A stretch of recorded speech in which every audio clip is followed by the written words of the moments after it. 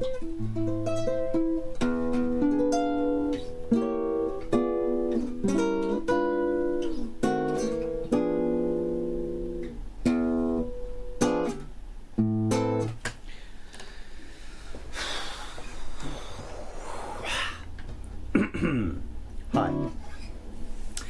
Let's try and get through these Robbie Williams songs for the third time. These last ones, there's more of them, and so we're going to try and really smash through. But God, some of these songs are big on my hit list. I guess they're hits to me. They're big. Anyway, I love them. Let's go. Let's go. Let's just match volumes first. Let's just make sure. That's pretty good. Maybe it can go up a tiny bit. Okay. Actually, yeah, I guess down a bit because this is the quiet bit. Okay. Well, this song is just great. This was my childhood favourite, absolutely.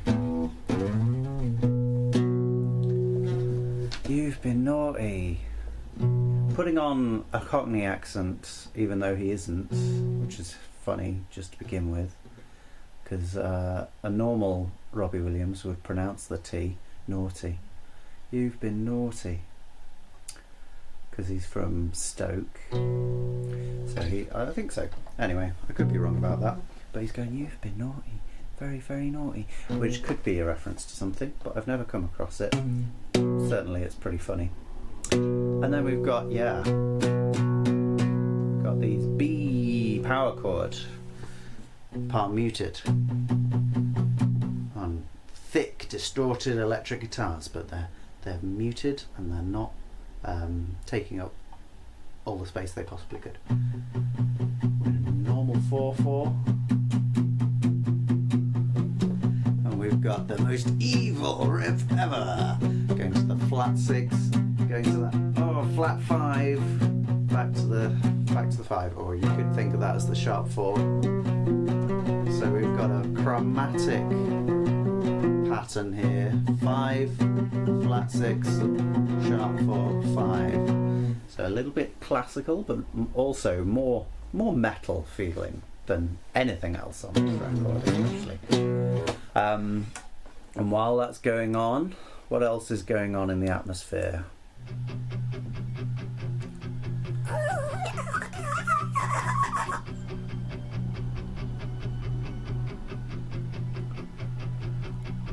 Okay, so there's this squealing distortion, kind of like dial-up signal going up at the top,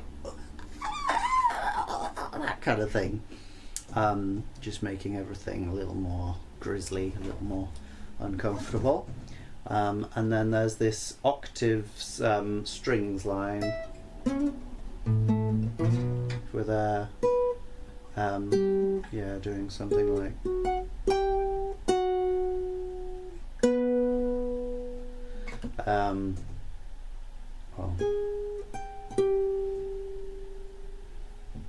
let's hear it one more time.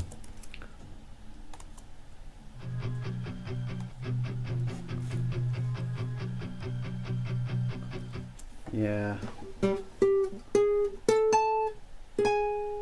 So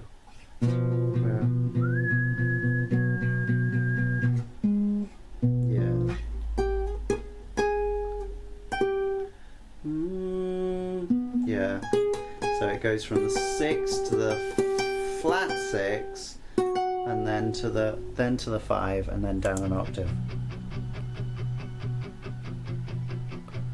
Okay, so while this one is going flat 6, 5, and sharp 4, the other one goes for the flat 6 while this is on.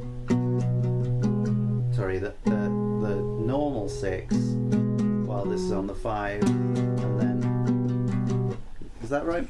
Oh gosh.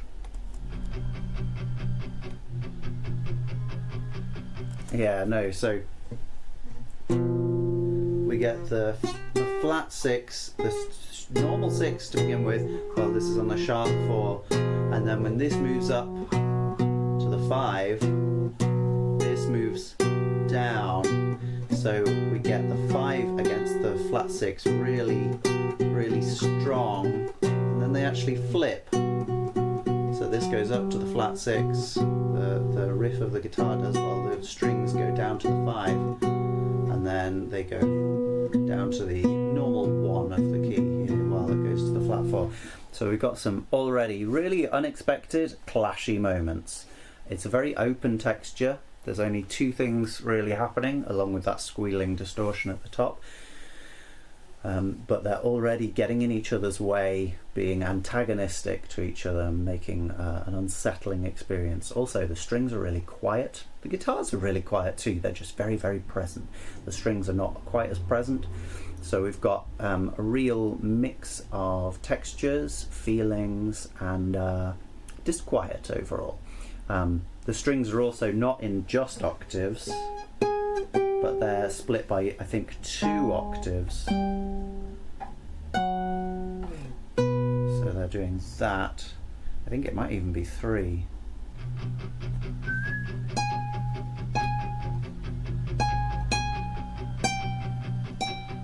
Yeah, that's up an octave, isn't it?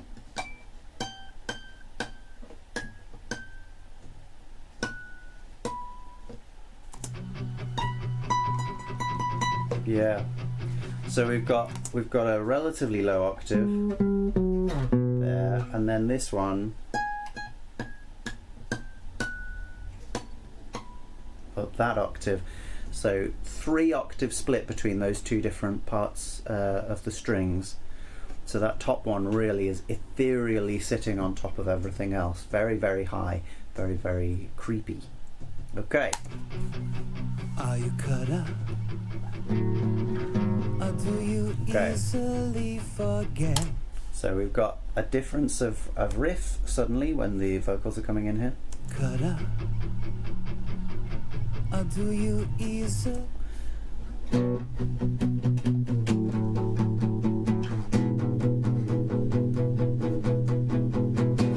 So we go from the B5, the B drops to an A, so then we've got, I guess, I mean, it's a dyad of some description, but it's an A and an F sharp. Then we actually get all 3 of these notes, not quite as clearly as that the whole time, but we do we get G sharp, a B and an E, so we're looking at a G sharp, no sorry, we're looking at an E chord with a G sharp in the bass.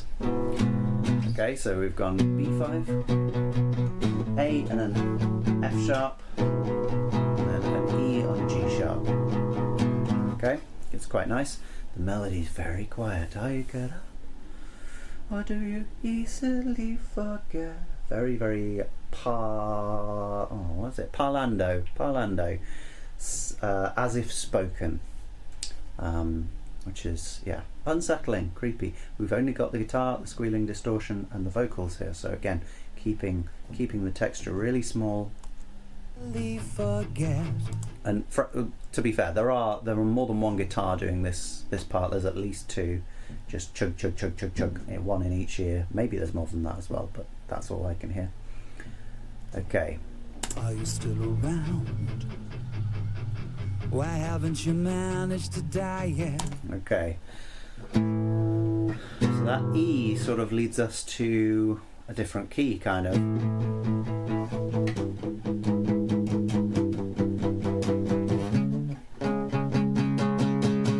There's an interesting progression here.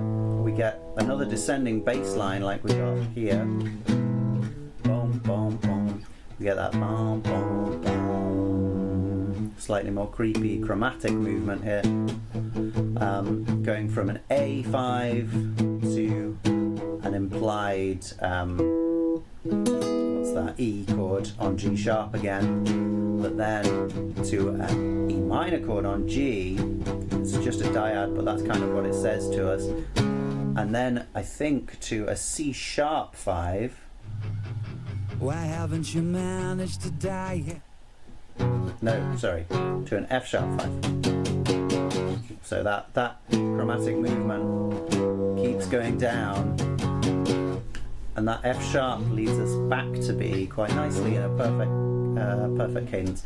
This melody is also really low, so are you cut up, going all the way down to that low B, and then are you still around, going down to a low A. It's really at the bottom of this guy's range. You can kind of tell that because the voice is more breathy.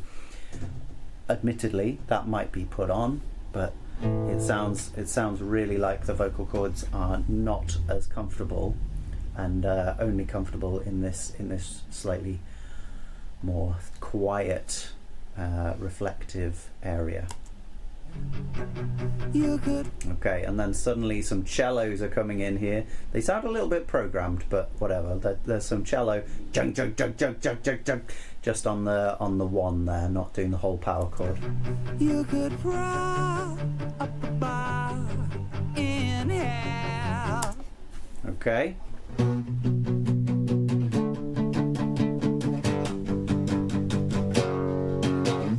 So we've got B, we're back to where we were, then D, then G, and then F sharp. So we've got a different pattern, all power chords this time. No more funky business with the basses.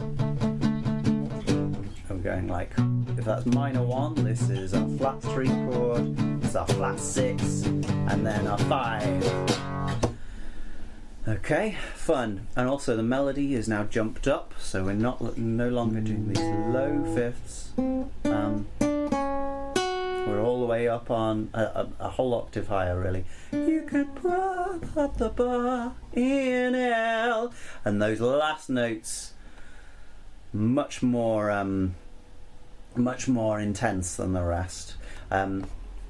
All of this melody, it's got quite a lot of movement to it. It's going from low to high. It's going, it's moving quite regularly on each note. It feels a little bit dramatic because of that. It's not keeping going in the same direction very often at all.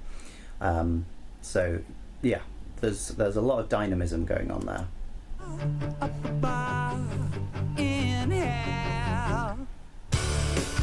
Okay, everything stops, even the squealiness for that after hell stop, and then everything comes back in again. How do you sleep? You never know. It's suddenly a much bigger texture. We've got a lot of D major going on there. It might have some drop D from the guitars. I can't actually tell. Let's listen a bit closer.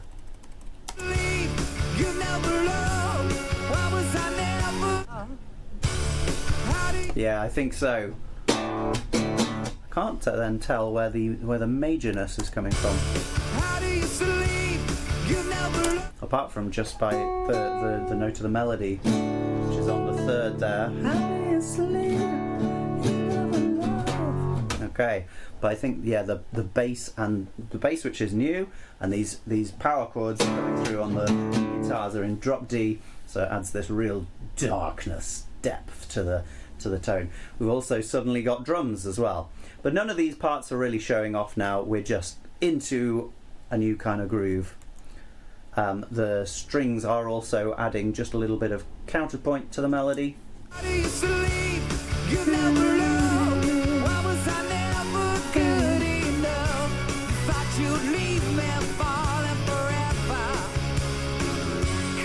Okay, great stuff. D, F sharp minor, F sharp major, and this is all movement from the strings really doing that. And then B minor on an A, C sharp major. Oh, how are we going to do that here? And F sharp major again. So overall there, kind of D is our sort of false new key that we come in here. But D is not very important to us. We leave it almost immediately. That F sharp is a grace period. The F sharp major then is moving us straight back to B minor, where we knew we lived right from the beginning. That B minor minor on A. We've had that before actually. We had that in the beginning, but then it doesn't go down to the G sharp one. Instead, we interrupt that suddenly with a C sharp major chord, which is like our major supertonic chord. It's the 2 chord, but it's major, which it's not meant to be. So it's acting as a secondary dominant, leading us back to our dominant chord, the F sharp major there, and then back to B minor for the next section, I think. So yeah, we have this false new key of D major, which we left very, very quickly, but the melody is on a note that's akin to both of these keys. So it's really holding us down there. How do you sleep? You never love. And then it's only after we finally get back to B minor that we can move any further. How was I never good enough? Such you leave me falling forever. Actually, the D that it lands on there is also in both keys and in both chords. So there's a lot of connection between those two there. It's like, oh, I mean, this is the relative major, so it's almost like they are just two sides of the same coin kind of thing. Yeah, and that supertonic there is really like, oh, where were we? Where are we going? There's also a nice bit of distorted bass going bom, ba-dum, do-dum, like that, just getting us back there. So for one moment, not moving with the guitars as we change chord there. The strings are actually doing quite a lot in the background. They add that note and then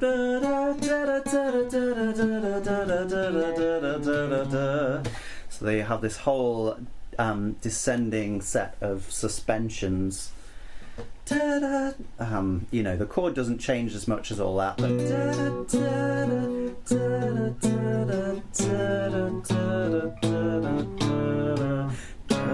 and then yeah, when we're there, we're there. Falling forever, come a killer.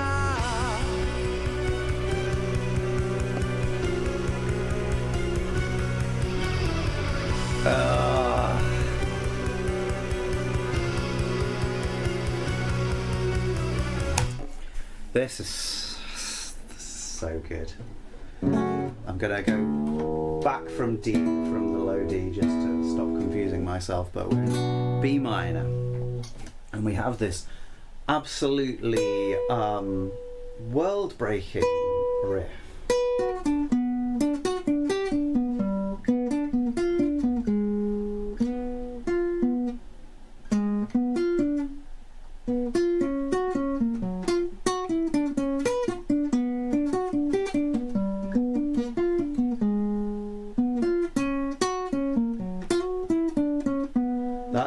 It's so good. Let me just check I'm doing it right. Oh no, sorry.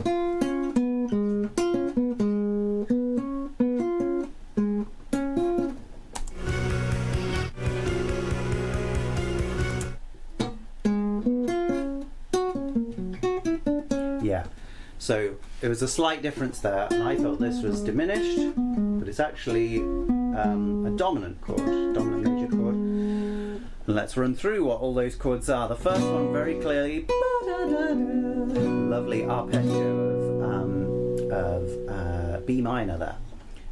We go up a bit again, and then we do another arpeggio of G major. Okay, and then we do those two middle notes again. That's another arpeggio. This one not quite as wide as the other one because we need to fit in an extra note. So we've got a 4-note chord here, and we're looking at a C sharp 7 chord. Okay, and then to an F sharp major chord, and then we walk that down, ba-da-da-da, but instead of going down to the low B, da-da-da-da-za, jump up the octaves, up a minor seventh there, from this low ba-da-da-da-da, all the way up, which is really nice, really nice stuff. Yeah, it's a really cool sequence, and what's more cool is that we hold a B as pedal through it.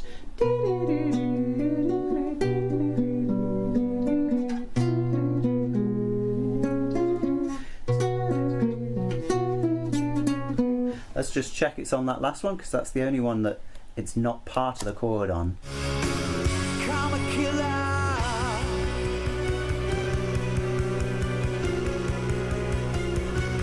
Yeah, it's there. So yeah, this tonic pedal, and it's a tonic pedal while we go through the flat 6 chord, again the sharp and supertonic chord, and then the 5 chord. Now 5 doesn't have this note in, so this note is really pulling us back to where we were hoping for in a perfect cadence. But that hasn't happened while that chord is on, clearly, and so it just has this huge tension. Even this one has tension because that held note is actually the 7th of the chord, so it's really pulling us elsewhere. It probably would like to go to that F sharp chord, being a secondary dominant going to the dominant, but the chord changes, but the low bass note doesn't actually change. It stays on that tonic pedal. So yeah, there's tension here, certainly. Not all of it resolved. Could do with some help to get through these issues, rather than making such scary music for us all.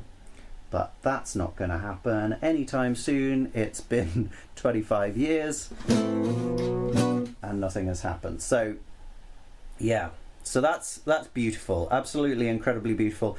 Interestingly, the rest of the ensemble sort of backs off to let this happen. They're still there, but they're doing much more reserved stuff.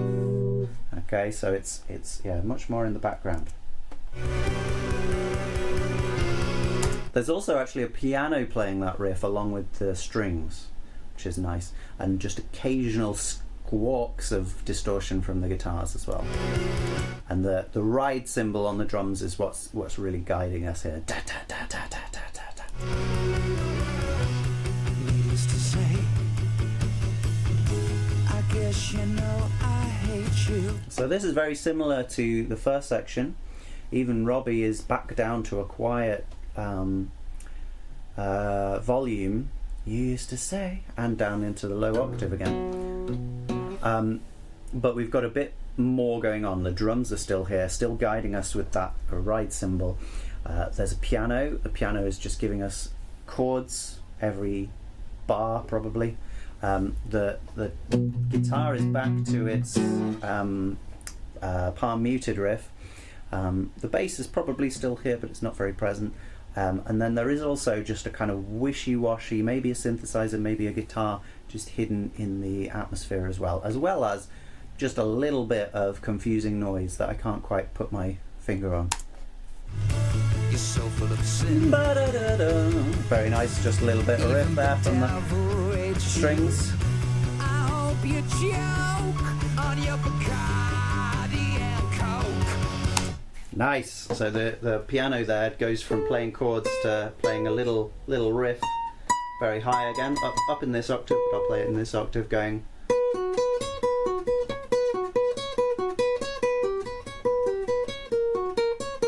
Or I think it does.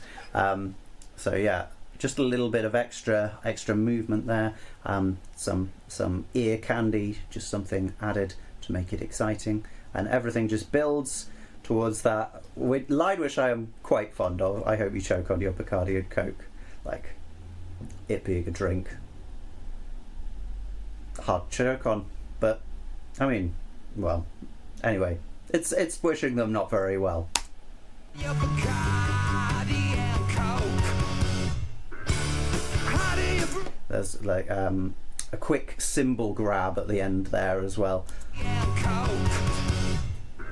Yeah. So you feel that crash wanting to swallow the space, but then it is held so it doesn't. Okay, and we're back into our D major section here, chorus section let's call it. Robbie's singing with all the gusto that he can muster, really aggressive, strong, powerful singing. Why don't you cry? How come you never ask me why? Same contrapuntal bit from the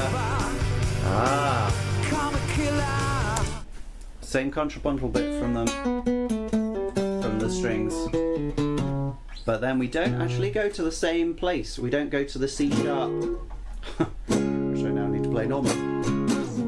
It doesn't go there this time. Instead, we still get the B on A there, but then we go to G. It's like G major 7, and then G minor with a major 7. I think we've had one of these on the album before. I think it might have been on Grace. But this is one of the most beautiful chords. And then we go straight back to D, which is sort of where we might expect it to go. Plagal cadence, that would be. Although because it's minor, some people think of it as the negative harmony version of a perfect cadence. So you could think of it that way if you want. Anyways, that's what we've got. Yeah, and so that resolution in that particular way is bringing us back into a second chorus. How do you sleep? You've never loved. Why was I never good enough? And we've got a few extra things going on here. There's the piano is actually doing the melody along with Robbie, but up an octave. And there's some harmony vocals going, never good enough. That you leave me falling forever. Okay, and there is our C sharp. Oh! There is our C sharp to F sharp, but then instead of going back to B, we go to G. Okay, and we've got some really chugging bass, but the guitars are not quite as clear. They're kind of doing just these occasional stabs. What else is going on? We've got tremolo strings. Those tremolo strings. You can't imitate it on this kind of thing. You need a bow, but it's going just that's such a classic horror trope. Really raising the tension in this bit in an incredible way.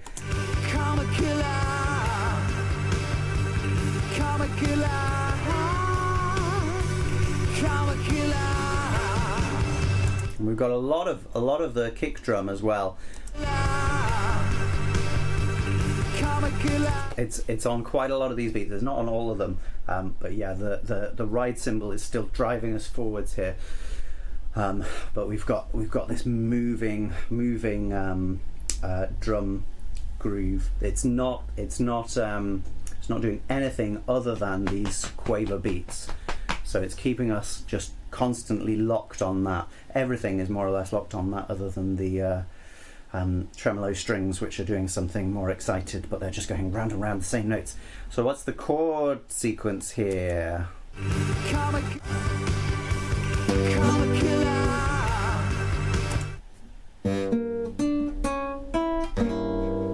Yep.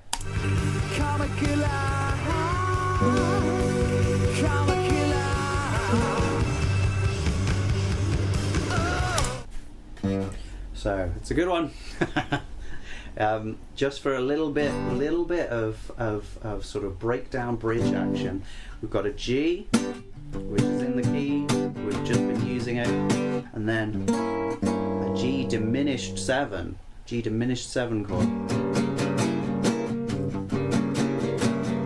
which is not expected. So we're going from the G major to the G diminished 7 back to G major 7.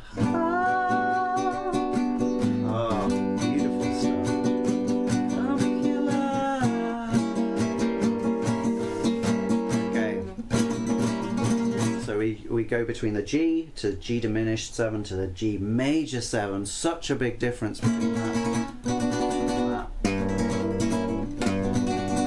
Wow. Wow. Beautiful, but so wrenching. It's like, oh, one's so tight and aggressive, and then the other's just opening. Oh, and then back to the aggressive one. Oh, and then to B minor again. Wow, what a lovely moment of bliss there. Yeah, wow, really cool. And we're just repeating the melody there, but the normal melody would go "Come a killer," and this one does that the first time to go with that G major chord, and then "Come a killer" to go with the G diminished chord. Come a killer, lovely falsetto major 7 to go with the G major 7 chord, and then we get another "Come a killer" to go with the diminished chord. Oh, and then we're in the B minor.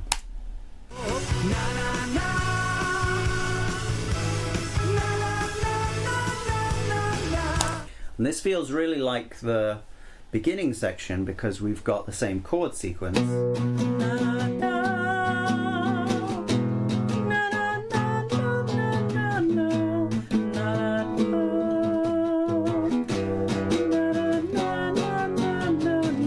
But it isn't the same because it also feels like the D major section because the ensemble is doing much closer things to that. So we've got a mixture of the two sections. Like the basic features of both of those sections have been just merged together to make this new bridge section with this melody over it, which we haven't heard before. Na na na. It's actually saying we didn't hear it before. It is the same melody as the first section, as the verse, if you like. It's just that was down here, and this is na na na na na na na. So it's up the octave from that, and it's also it's broadened by extra singers. It feels more like a shout-along chorus kind of thing. With several different singers doing it, and we're getting a little extra harmony on those chords there now.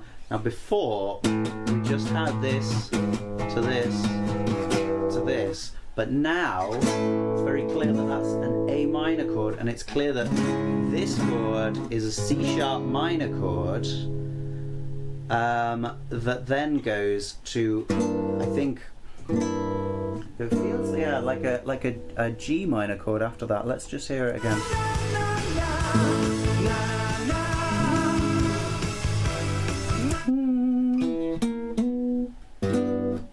Well, yeah, maybe like a G6, like an E minor on G with an extra 7th, E minor 7 on G. Yeah, that's what I'd call it. That's a cool sequence though.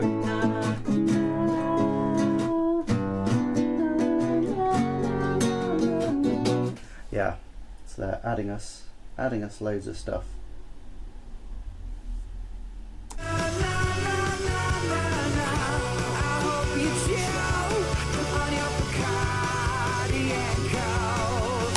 Some extra slightly campy vocals there in the background. Something like that with a lower line as well. So really filling out the texture with our favourite line. And then we're back to the D major section. Or is it the same this time? Let's see.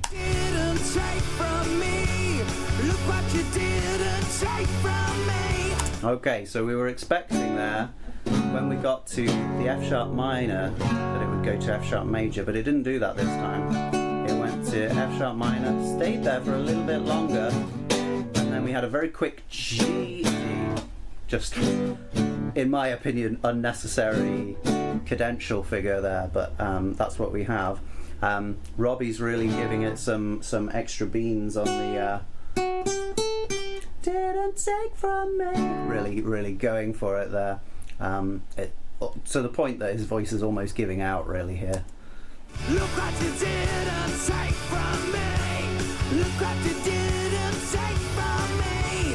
Yeah, it's so full. The strings are now just holding these really long notes. Everything's just at its loudest volume. They're not really doing much. So this section I feel is the least interesting bit, the most boring bit of the song, because really there's only one moving line, and that's Robbie. That's until this next part where a counterpoint sort of extra melody comes in.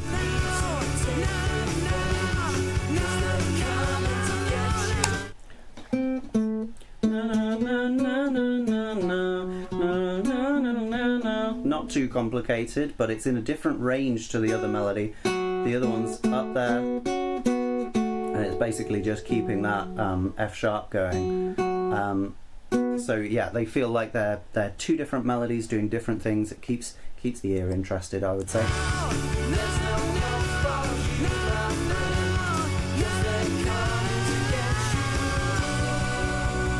And they go in opposite directions there. Well, okay, they move together to begin with, and they come together onto that B minor chord, which is nice, and then it's just held.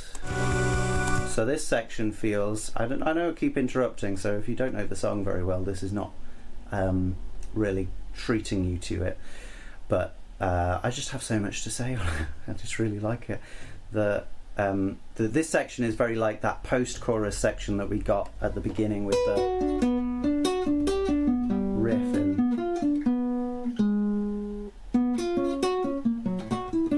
So I wonder if that will come back again. We've got the same chord sequence, interestingly with a held D in the strings. So it's not just the B that's being held in the bass, but we've got that held, which is a really strange dissonance on that C sharp chord. And I can't even play that chord, but it's also an unusual one on that one.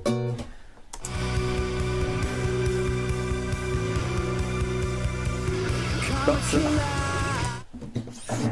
pick scrapes. Very nice. A real old-fashioned way of generating tension for something that needs to come right now. Just scraping down the strings there. There is also some whirring organ that's present here that I think you can only really hear it here in the left earphone, but it's there, just doing these chords in the classic whirry organ kind of way.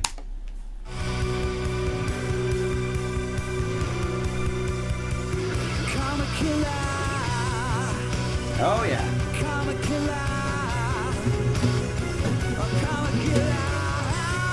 Okay, so we've got the riff back. What a good melody. We've got the guitars doing, which is nice, and then they do that for 3, and then I think they do it for a bit, and then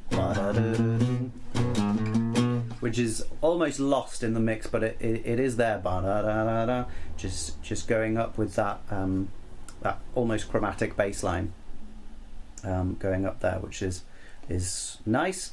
We've got Robbie just repeating Karma Killer a lot, and that last note, he's doing that in different places again. Karma Killer, ow! Just shouting that one now rather than the nice falsetto note we got in the bridge.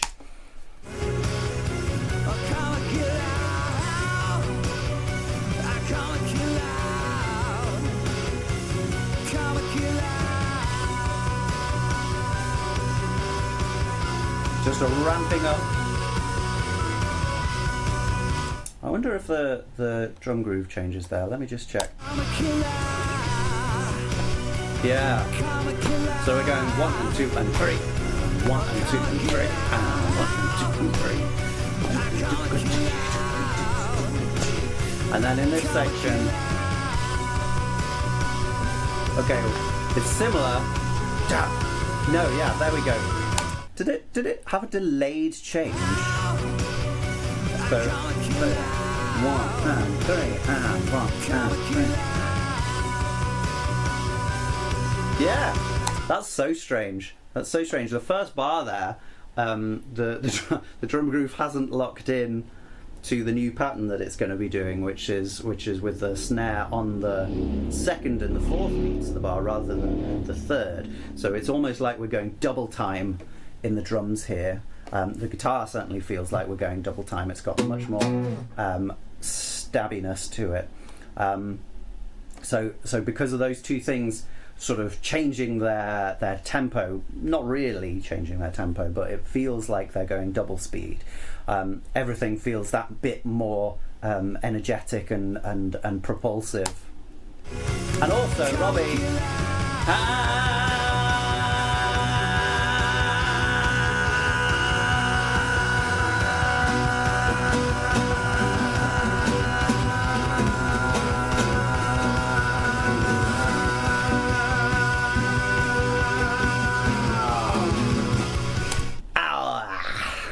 That's a long note.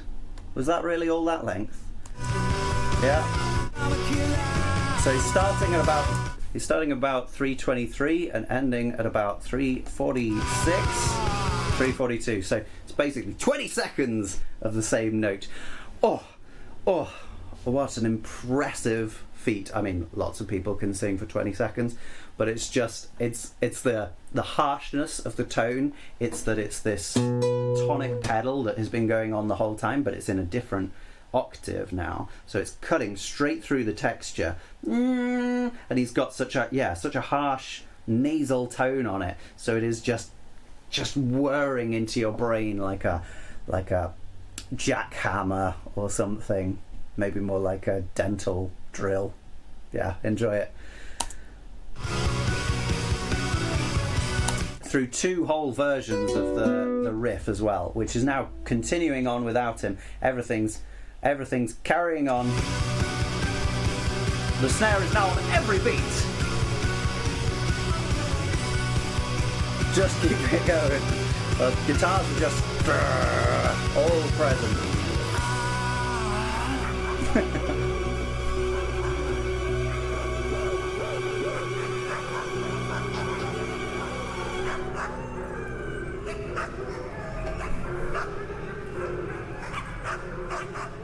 The hounds of hell have claimed another for the lowly horde.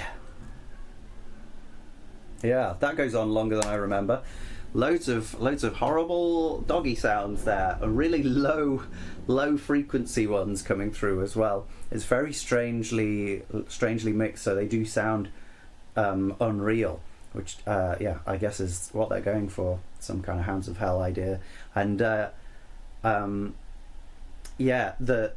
chord slowly fades. Really, you get the B minor with that far too sexy bit from Robbie there, and the chord overall held with the strings, which last the longest. We've got this minor 9 going on.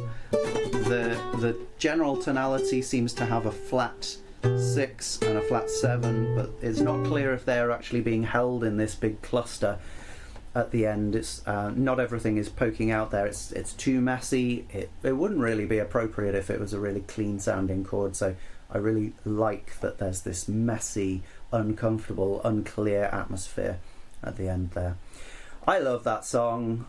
I think it's unlike basically anything. I like that GM Dread has said it reminds him of My Chemical Romance, because I think there's a similar insane hellish drama in My Chemical Romance, especially on the Three Cheers album. So yeah, I think there's definitely something similar going on there. Great, well, let's go on to something entirely different.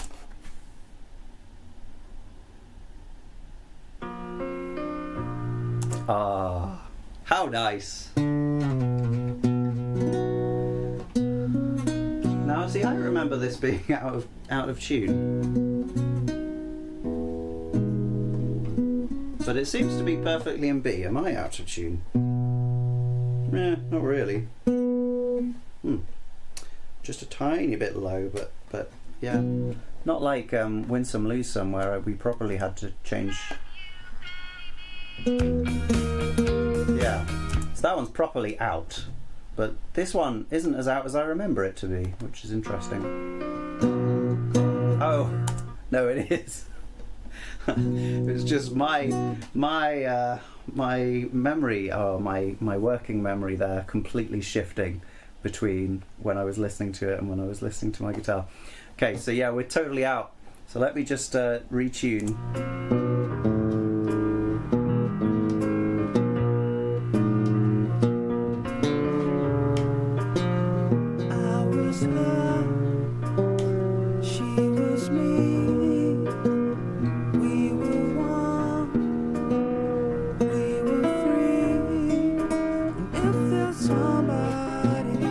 Okay. So yeah, we're in a kind of B half flat here. And it's interesting because it's on a piano, and the piano must have deliberately therefore been tuned to this strange pitch, unless what's happened here is that they played it high and then they shifted it down in the production process, in the mixing, which is much easier to do, would make a lot more sense, but it doesn't sound like a pitched down instrument really. To me, it sounds fairly legitimately in that key. Who can say? Whatever, it's a down-tuned piano, and it's playing us in B half flat.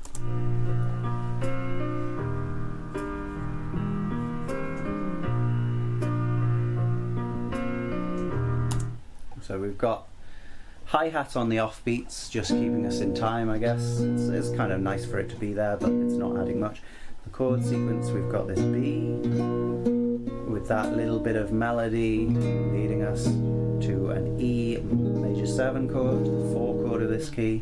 So very, very soft, relaxing chord sequence, very sort of nostalgic maybe. Yeah. And certainly the song is, at least to begin with, told in the past tense, so yeah, we're remembering something with this. And that carries on into the verse. I was her, sorry, she was me. And we keep that melody with the vocals. There's a nice bit of sort of improvised bass, adding some licks in to begin with there.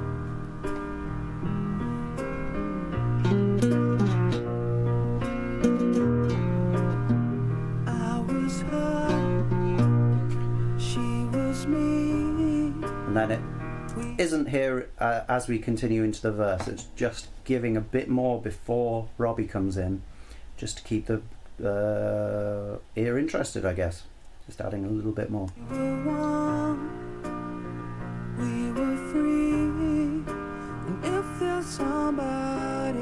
Okay, and then there's a chorus section. So we keep that going all the way through the verse there. We have a little e, just a little ornament there on the end of some of those D half sharps. Calling me on, she's the one. Yeah, so we get a really classic sequence. 2, 5, 1. Most importantly, with that E half flat, staying on into from that C sharp minor chord, C half sharp minor chord, to this F half sharp dominant chord.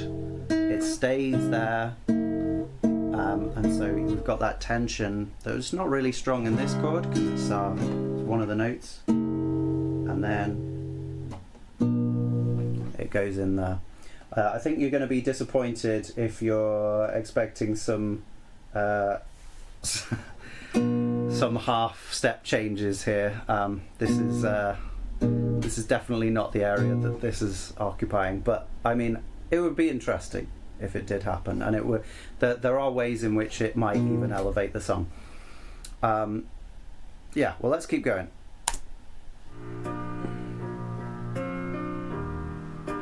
If there's somebody calling me on, she's the one.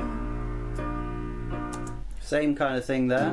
The melody's quite nice, isn't it? It's really high, and he's singing it with a lot of softness. If there's somebody, and then the calling me on is quite a strange shape. We get like a low 2 notes and then a high 2 notes. Calling me on, na na na. Yeah, but it is not escaping. It is not escaping the schmaltziness that it is frankly embracing. It's definitely going for something really slushy here. We were young, Okay, so now the bass has come in all together properly. we were fine. Still seems a bit improvised, which is fun. And then there's also a guitar, a little tinkly electronic guitar. And most importantly, for the textural feel, we've got these ahs, which feel almost like a mellotron, like I'm Not in Love by 10cc, which has these ahs going through the whole thing on loads of different pitches, played by a mellotron. I think that's probably what's going on here too. We've got maybe just one held B on the mellotron. If there's somebody calling me on, she's the one. It's there actually. Okay, and then it changes. Oh! When you get Okay. Sudden change in dynamic there as the drums come in.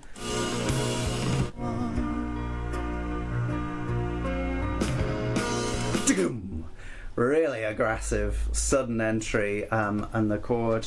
What do we do? It's basically one of these, so that's going to be. It's like an A chord on B,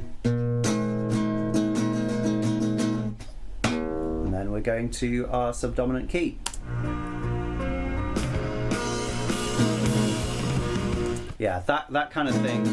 It really feels like it can go back here, like it does in like "Don't Stop Till You Get It On" by Michael Jackson, or we can go there. It's a real halfway chord. It's like splitting you into 2 different quantum states, and then yeah, we go to E. when you get to where you wanna go, and you know the things you wanna know, yeah. And we've got the bass is really the most fun going on here. Everything else keeping very nicely in time. The drums aren't even doing anything particularly moving. They're just very relaxed. But the bass is doing these kinds of riffs all over the place. The melody's much more moving here though, as in not emotionally moving, but it is actually moving faster. It's changing notes when you get to where you want to go. Moving. So it gives a very different feeling, while also still being in this schmaltzy area that the previous section was. But there's more feeling to it, I would say, in a less romantic way. I don't know about that. Maybe there's less feeling to it. It certainly seems to be going for more heightened entertainment anyway.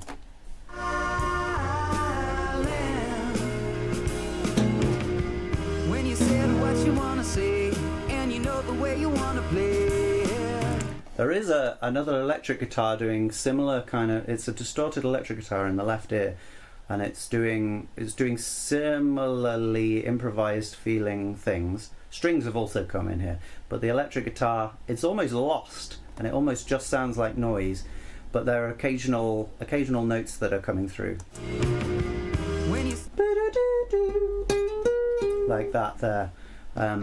So yeah, we have 2 parts which are sort of keeping up the rock side of this, keeping up the rawness or the unbridled emotion, while everything else feels very, very deliberate and composed. Those two things, the bass and the guitar, are doing something pretty different to that.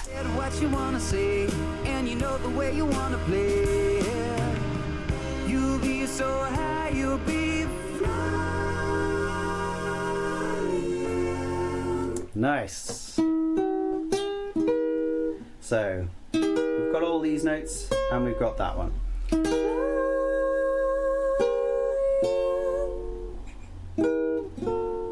So we go from an E flat chord, no sorry, it's E half flat chord with a 6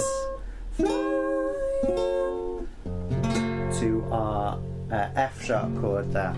So before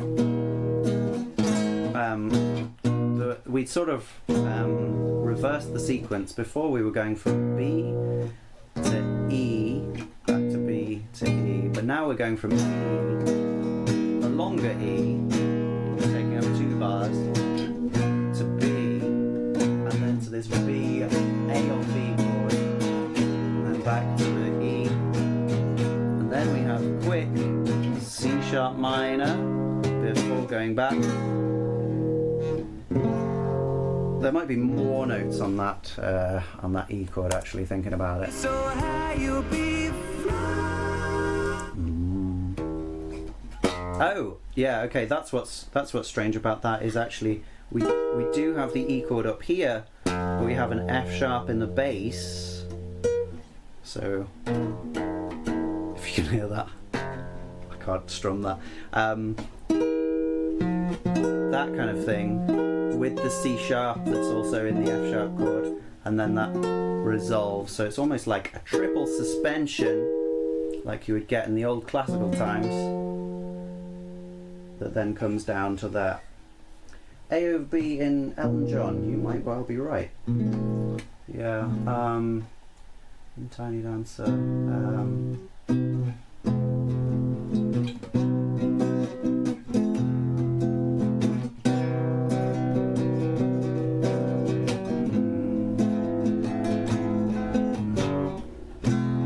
I'm struggling to find it, but I believe you that it's in there.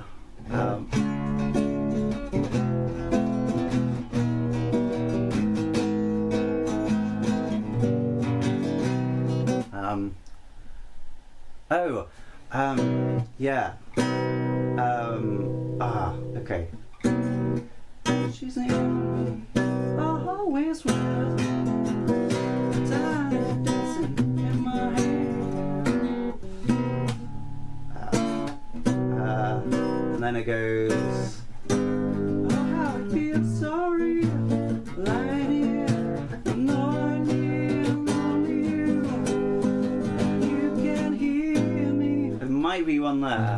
As I say softly, slowly.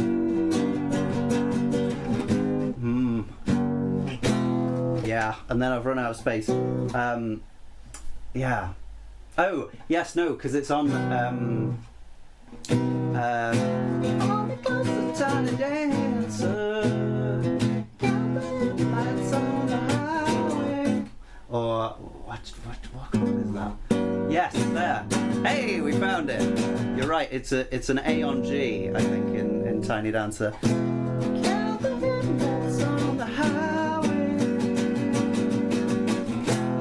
That's in a very different context, but it feels really cool. It's actually not going anywhere that we expect. We might expect it to resolve over there, or to a D maybe.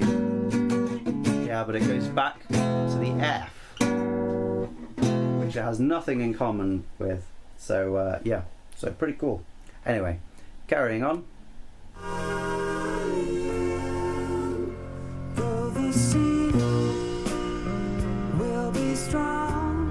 Same kind of thing going on here as was going on in the beginning. Carry on, 'cause if there's somebody. It's a little bit more thick because we've got the drums actually going as well. They're only going on each beat, so it feels very relaxed. A little bit of extra kick movement and a few extra fills. And there's some strings which have come in here,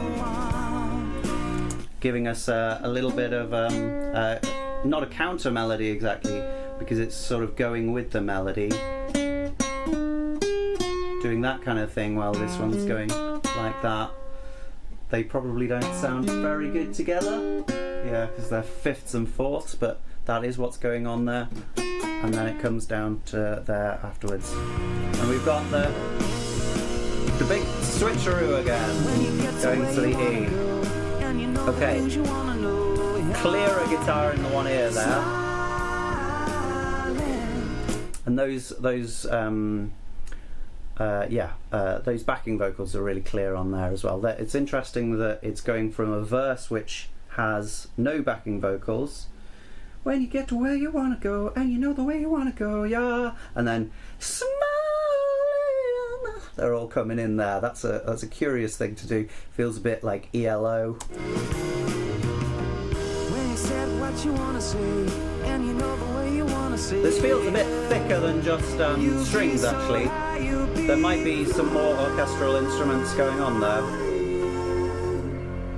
Certainly the piano is strong, but okay, I'm back to a similar section to the second verse here.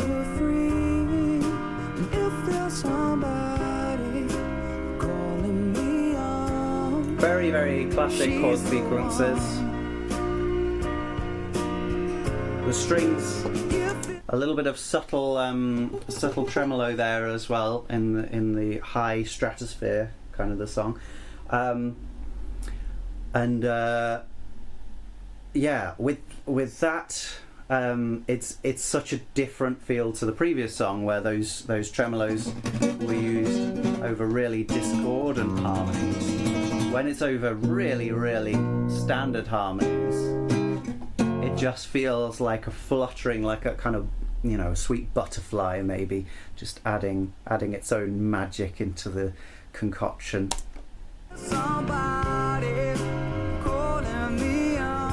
Okay, he's singing a little more strong here,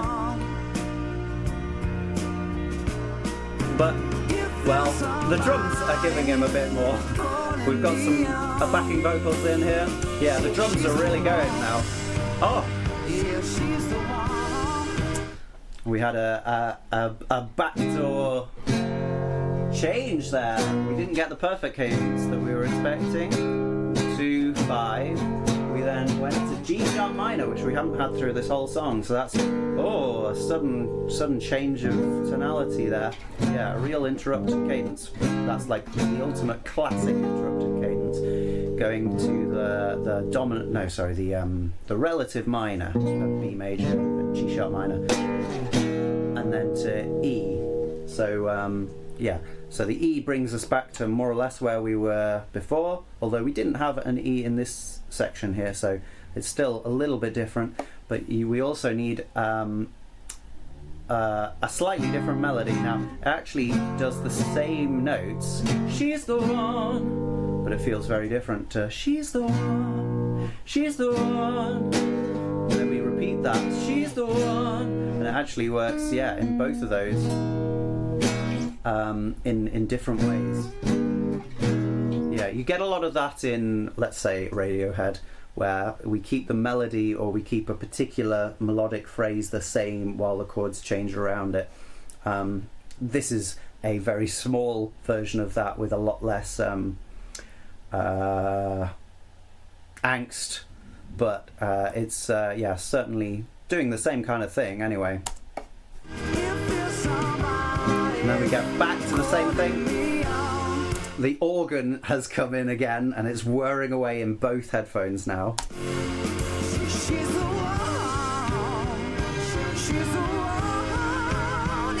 That's great. The drums are really changeable. They're doing massive fills, but then they are getting out of the way for when everything else is taking up melodic space, rhythmic space. Really, they're just filling those areas where there's not that much going on, which is a really, really classy compositional trick here. So then that melody, instead of she's the one, when we went again to the backdoor change here. She's the one, going up to our highest note through most of this song, and then she's the one, going all the way up to the B in falsetto, which is it's yeah, I mean, it's not like the most incredible thing, but it's just a little more of what this song has been giving us here, and also it feels more in line with those more raw sides of the song, which have been up till this moment pretty much played down, but now the drums and the vocals are joining in, and so we're getting a lot more emotional heft, I would say.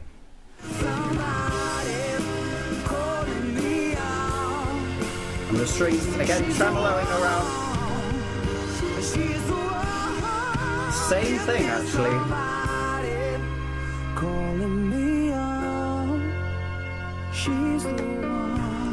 And the vocals are so close to the mic there, so we can hear all those extra noise that that happens with. It sounds very sort of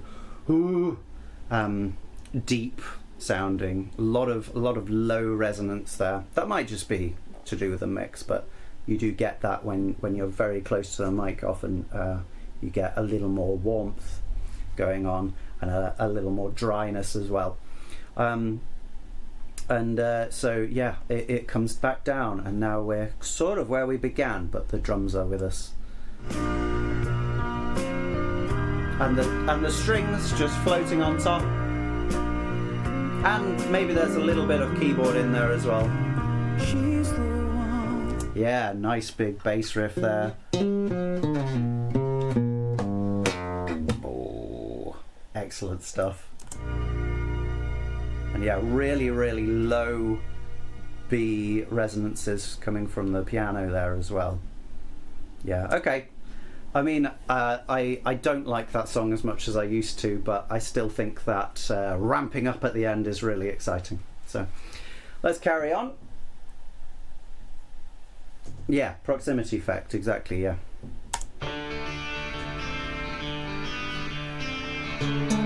Oh. I must tune again. Let's play the song a bit.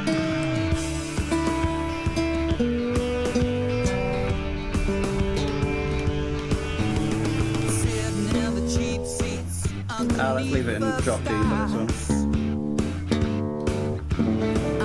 because we're in D.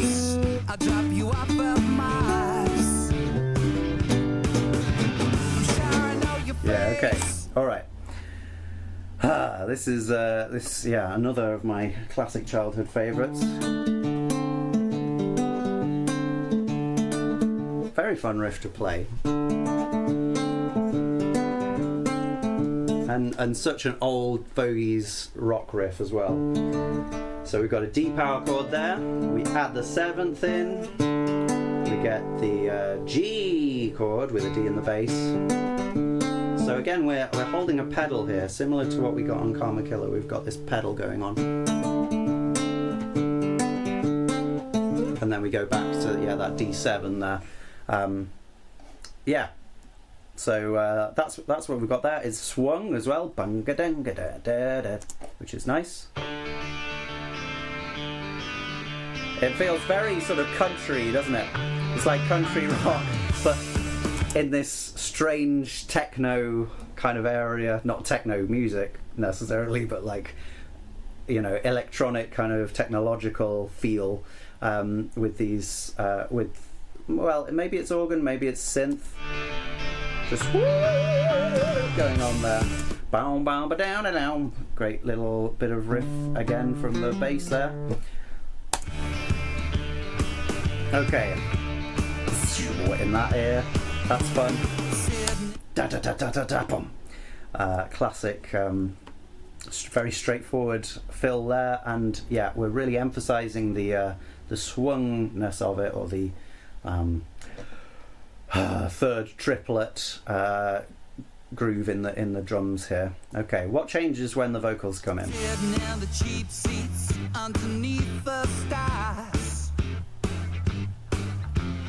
Okay, so we almost lose that triplet. Ooh, sorry. That's basically what we've got. We've got a little bit of higher stuff going on in a similar kind of way. That's between D5 to F to G, and then there's a bit of both of them there, I think. Let's just hear that again. Okay, no, it's more that it's the F chord, but then we have some things doing the D chord already, so we kind of get both of those at the same time. So this is another classic dad kind of chord sequence. D to F to G to F. It's, you know, it's the same as Smoke on the Water, so, you know, yeah, that's what it is. Yeah, we're really just on the beat. There's a couple of extra things on the offbeats, and other than that, it's just Robbie singing on those strong beats, sitting in the cheap seats, which is a nice. Let me just hear that again, just in case I'm. Cheap seats underneath the.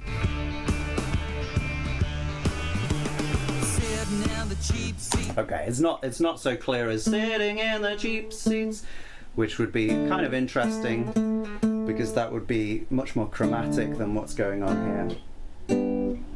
Well, thank you very much for the compliment, GM Dread. I mean, just keep going for it. Keep listening to stuff. Try and understand what's going on. I will help you with what I can on this stream. Yeah, so here we are.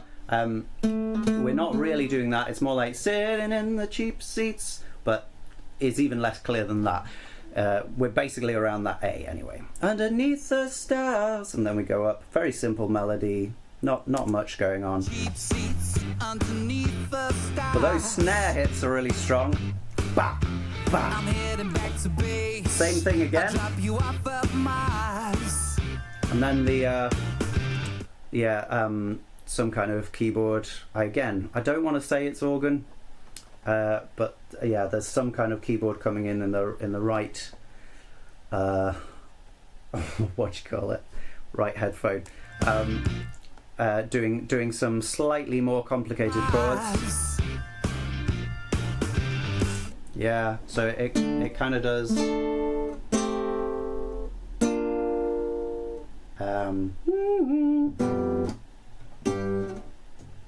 Yeah. Is it that?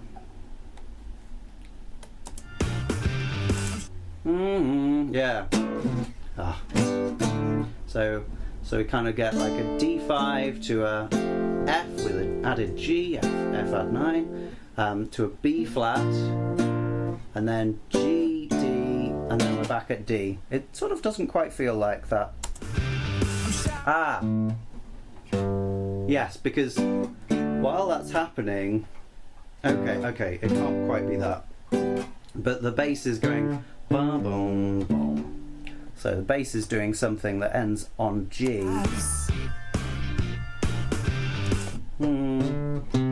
Oh, it's the bass is going C G, D, which would make more sense. But I can't hear the C chord very clearly at all. Maybe it's there. So then that would make this whole bit, it would make it a G to an F with a G to a B flat to a C G, and that C G D, that's another one of our classic sequences. Flat 7 to 4 to 1. Very good. A little bit thicker now. We've got another clear guitar doing these higher bits up there. And also the vocal melody is higher. So before we were down here, and then now we're shine on your face, so it's stay up from going up there. Very different. Okay, and yeah, we get this sudden E7 chord. Is it that? No, it isn't. Ooh. Okay, E7 to G7. I'm a man on a ship. And then we're back to our D. And it's not D major, I keep playing D major. It's really a D5. We don't have a constant third there. When it's there, it's probably more often a minor third. Like in I'm a man machine, but most of the time we've just not got that third. It's a more open chord. It doesn't want it to commit to major or minor.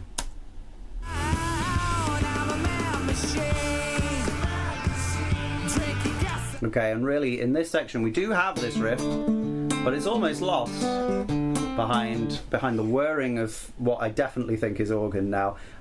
Some backing vocals, the main vocals, and these extra loud drums.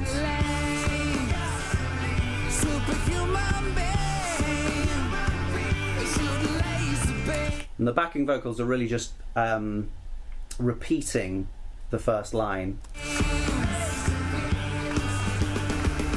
We've got so many of those ba-ba-ba-ba-ba-bas through this. I've never noticed that before. Okay, and we're back to our verse section. Okay, nothing too interesting. Yeah, same thing again, B flat.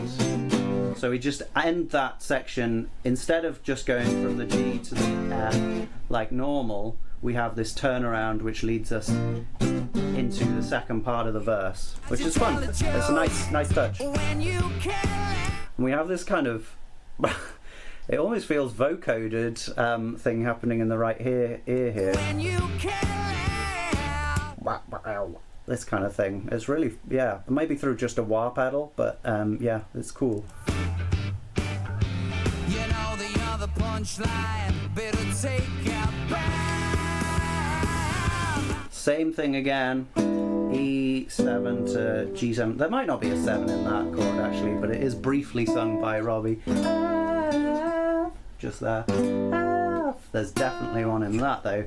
And the harmonies, while he's there, which is a cool just change of G sharp to G. A really nice kind of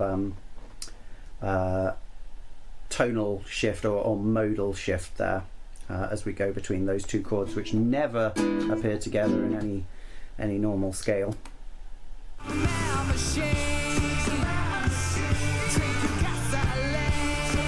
Okay, again, really thick texture. We've also got some claps in here. Maybe they were in here before, but going along with the... Okay, that's interesting. That fill there started as if it was going to be a double length version of the one we had before.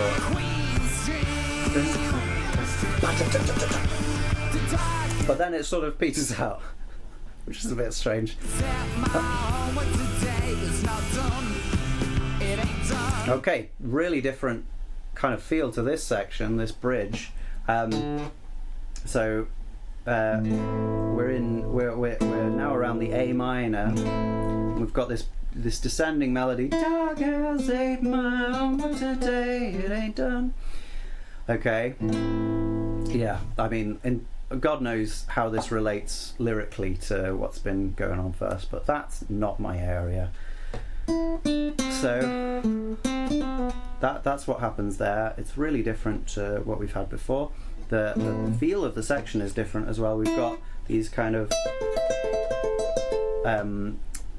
fast arpeggios going on in the right ear keyboard, and the drums are much less focused on the snare. Now we've got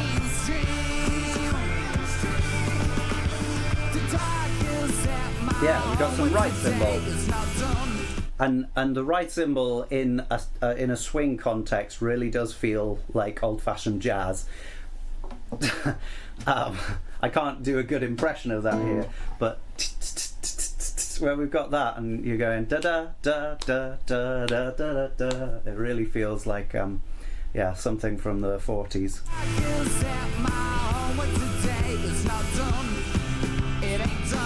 thank goodness then we have some slightly extended chords to make this more interesting.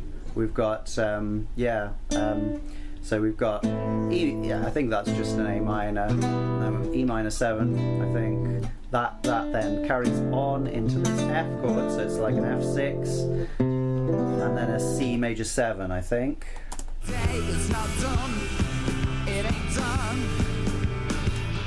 Probably just the C chord actually. So it's not too interesting, but that nice added D in both those chords is nice.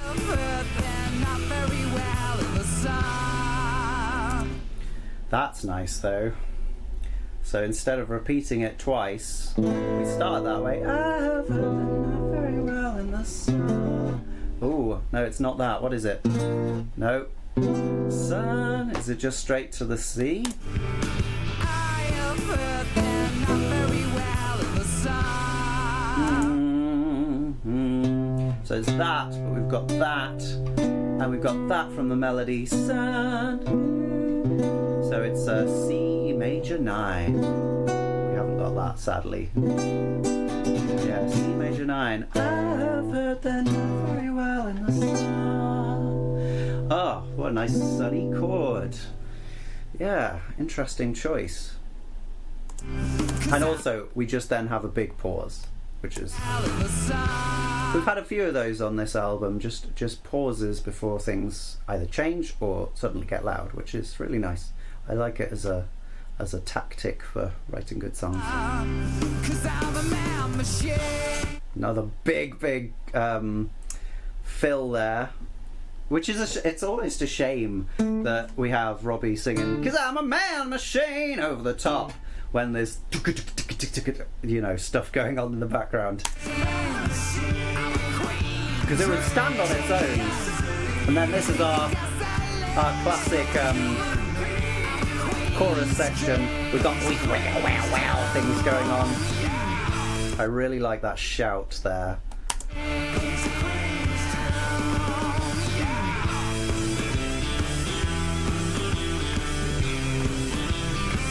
Okay, and this is a guitar solo, and it's clearly very well planned.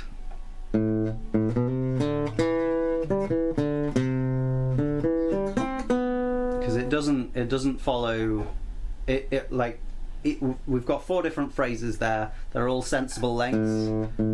Well, okay, 3 phrases really, and they all end on the right notes for the chords, very straightforwardly on the beat. So it's clearly very planned. Doesn't feel very improvised at all. Nonetheless, it's quite a nice bit of melody, very different to the version, because these are over the same chords as the bridge we had just before. The dog has saved my heart today.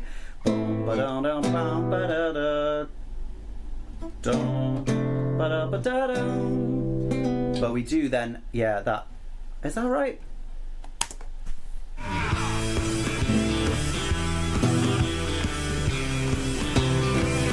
Oh no, it's not quite right.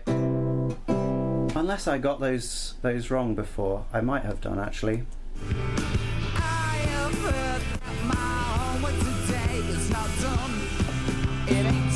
Oh yeah, I did. Sorry, I got those wrong before. A minor, dark as egg, my E minor, homework today, it's not done. And that's actually a C chord with the added 9. And then it goes to G. It ain't done. Okay, done. So it is actually already that C major 9. It just doesn't quite have the same feel as when we land on it shortly later. Yeah, in that bit. And now we've got the same chords. They are just different to what I thought they were.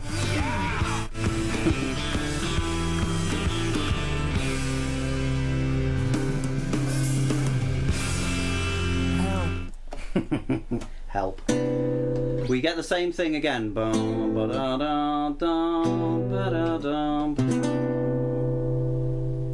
then, after a whole, basically 2 bars, 1, 2, 3, 4, 1, 2, 3, 4, and then 1, 2, 3, 4.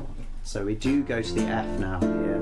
It feels like it's like an F6, but there's There's that in there as well.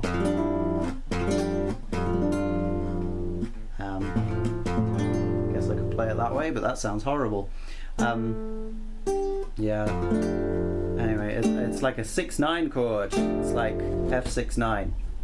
Very nice. And we have that help.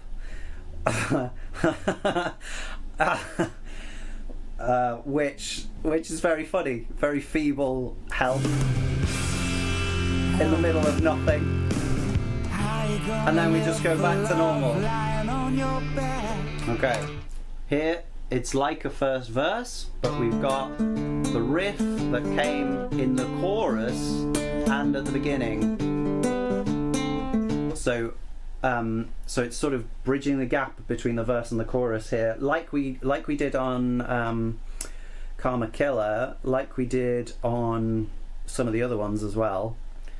So this is a clear tactic of this album, clear deliberate thing that this album does fairly regularly, splatting these two sections together. Yeah, it's an interesting thing to do. Properly in the triplets now. Yeah, so clear, that beautiful bass riff. And then sliding down, yeah. Just a little bit of backing vocals there, just on "How You Gonna Breathe," just to emphasize that, I suppose. Snap. Okay. Unlike the verse here, we don't have these chord changes. And we don't have that E7 to G7. So this is just all over a D pedal. Snap.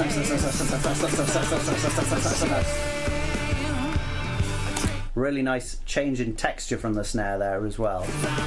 So.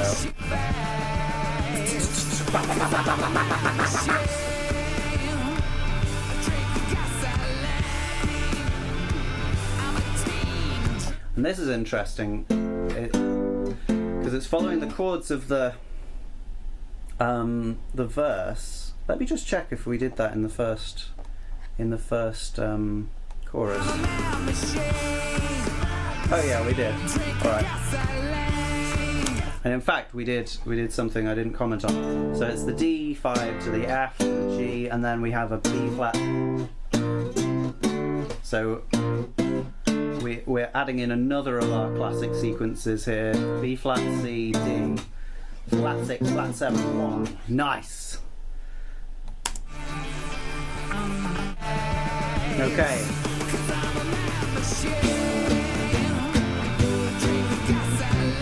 We don't do that here though. We don't do that here.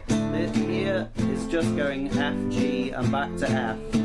And so it doesn't quite sound as chromatic. We don't have this descending line going ah. Instead it's going ah.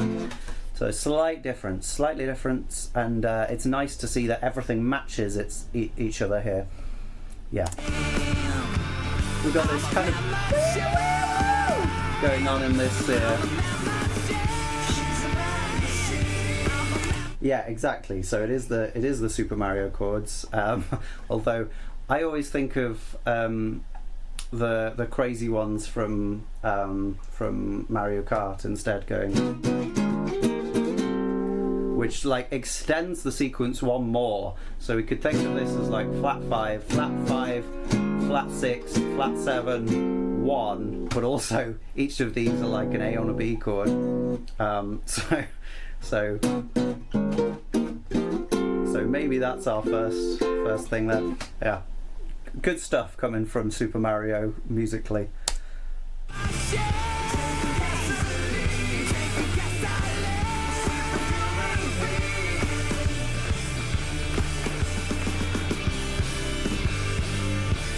A really nice sudden change, like just for this ending. It doesn't keep in the same the same rhythmic feel. Everything else has been so rigidly but this,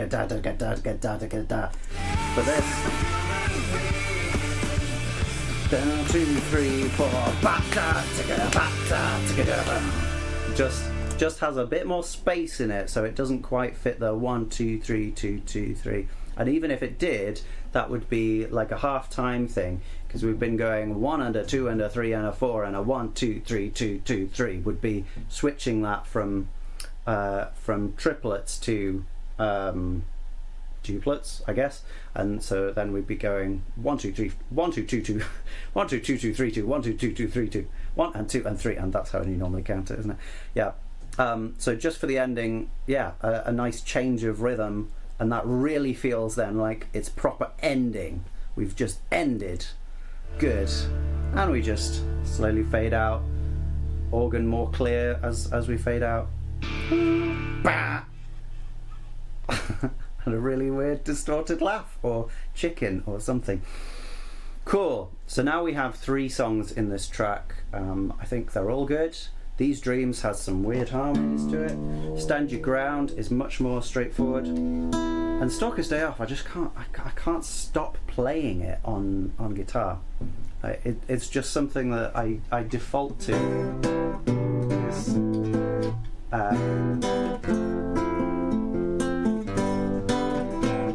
It's just so easy to do on guitar. Anyway, we'll get to that when we get to it. These Dreams. Okay, so we're in 3 again, but now it's a much slower 3. 1, 2, 3, 2, 2, 3.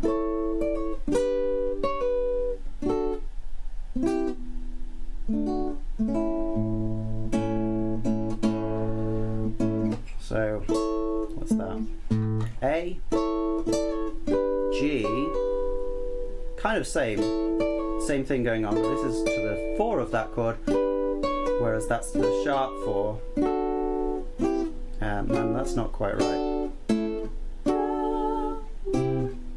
Maybe it is. Let's hear it one more time.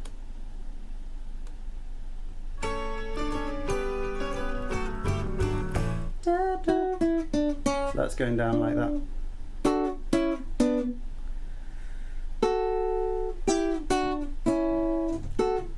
I can't hear the C though, is the thing.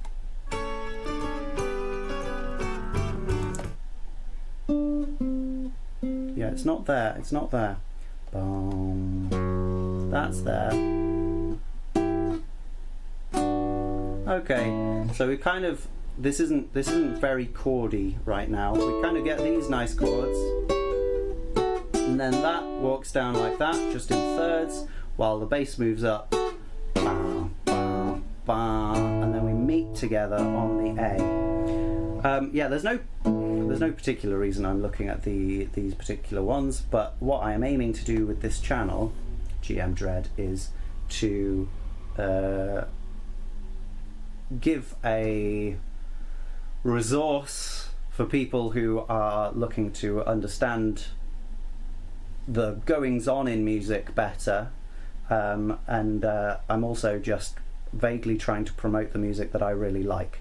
I really like this album, partly because I was brought up with it, but also because I think it's got loads of unusual things going on in the music that that aren't as picked up in general. I feel it's underrated, especially for people who actually really like music. I don't really think Robbie Williams has much appreciation from them. I think that basically there's 4 albums of excellent music from Robbie Williams that should be more lauded, and so I'm attempting to show why that is. Now, I know I've basically shat on She's the One, and previous to this I didn't really like It's Only Us and also Millennium, basically the 2 biggest singles from this album. I was like, yeah, okay, we don't necessarily need these, but at the same time I do really enjoy those songs. There's just not as much going on, but these album tracks are really interesting to me. They have so much going on, so that's really what I'm trying to get into here. So, These Dreams. Yeah, we're in 3 again.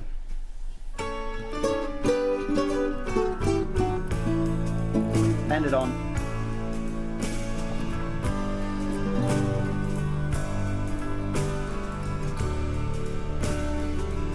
Yeah, there's some really nice things going on in the drums here, and I wish I knew drum better.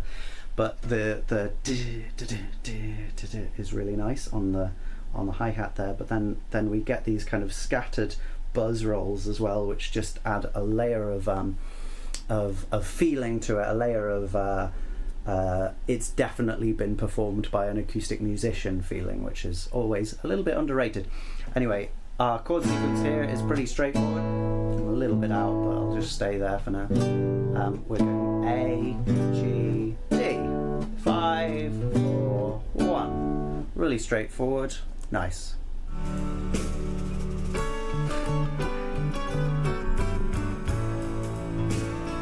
Yeah, such nice rolls.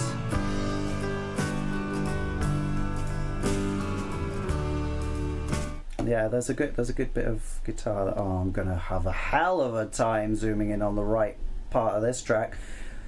It is not built for streaming to have a 31-minute track with 3 different tracks hidden in it.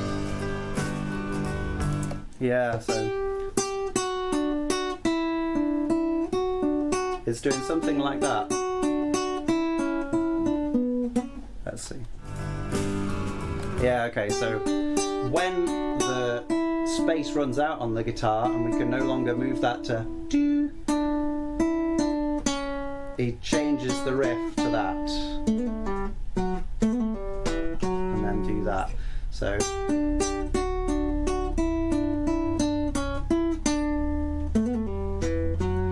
which, yeah, is not breaking the bank. It's not the craziest thing ever, but it's a nice little bit of added detail on this quite flowery feeling thing. It feels almost like, and it doesn't really, but it feels a bit like a sort of madrigal-y, old-fashioned style, you know, reenactment.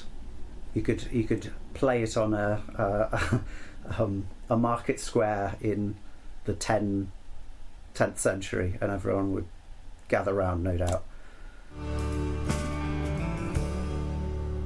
She lies on the bed with her hands in her head and she screams. Oh.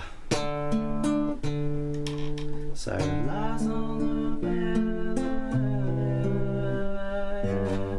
and she screams. So we were in D major up till a moment ago, and then suddenly we're in D minor.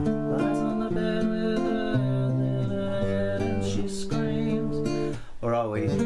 No, we're not in D minor, we're in D Dorian mode. We can tell that from when we get to the G chord, which is a G major chord, with that note in there.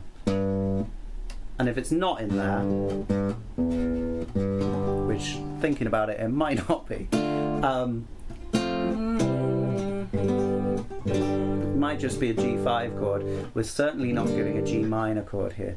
I would say with most chords, if you don't get a minor-ness from them, like if you don't have that minor third, just assume they are major broadly. You don't need to most of the time, but it sort of feels like to add that extra note as a B into this scale feels less disruptive than having a B flat.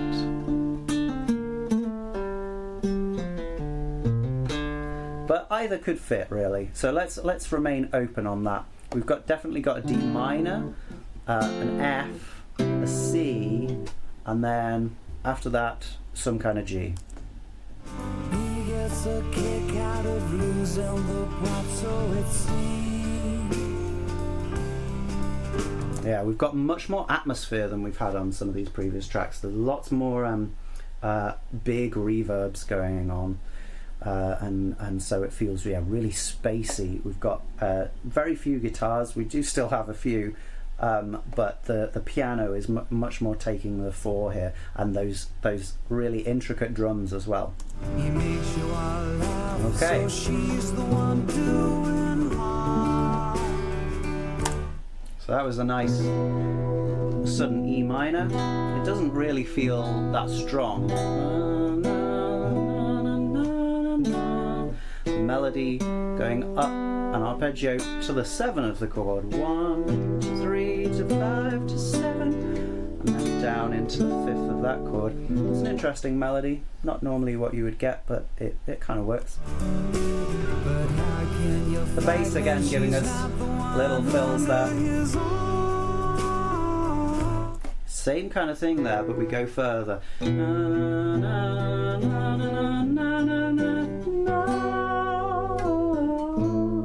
So we go one note further. We've gone the 1, 3, 5, 7, and that would be the 9 if we kept it on this chord, but instead we go to the G, and so it's the major 7. So again we get this sweet, sweet feeling. Okay, and this would be our Dorian note, but we've gone back to D major here, really. So we had that D minor bit, which felt, I would say, Dorian-y, but I can't place the B in there, which would make it Dorian. And then we went to E, and that would say, yes, we are in Dorian, but then we go back to D major. So we're sort of playing around with our tonality quite a lot here. And yeah, then we have that nice 4 to 5 in D major.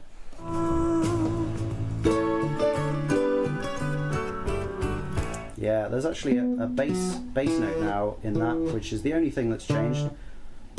As we get that, on the 2nd and 3rd beats, we get that. And then as it comes down, we get the same bass, boom, boom, boom, just like we did before. I actually don't know current 93. I will have to go and have a look at that.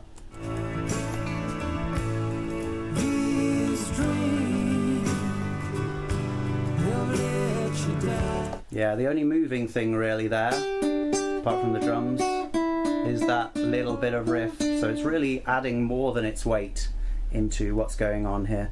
The melody, these dreams have let you down. This one I think is probably really carried in a lot of ways by the words, which we're not really having a look at.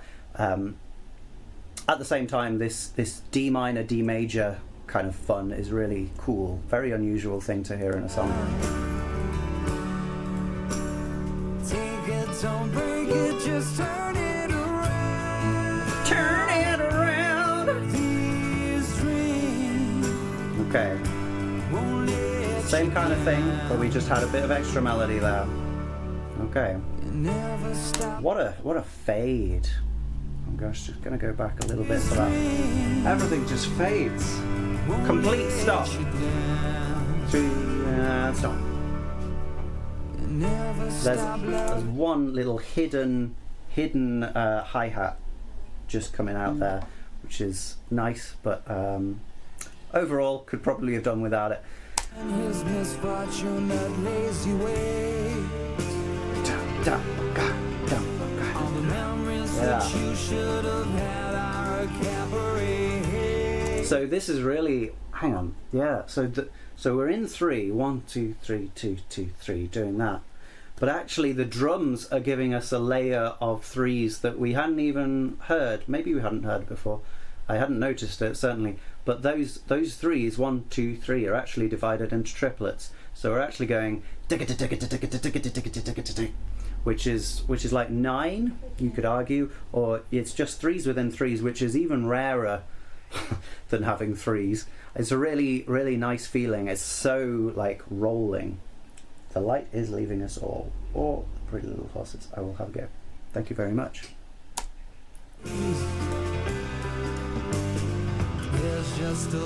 Okay, same kind of sequence that we've got here.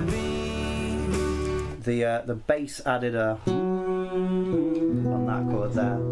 Just a little bit of extra colour, really nice. There's no one worse off than you, and you can't describe what you see. And that G chord there, scribe. We've also got scribe in another harmony bit as well. So adding the next note in that arpeggio. Ba, ba, ba, ba, ba, ba. So just a little bit of extra again.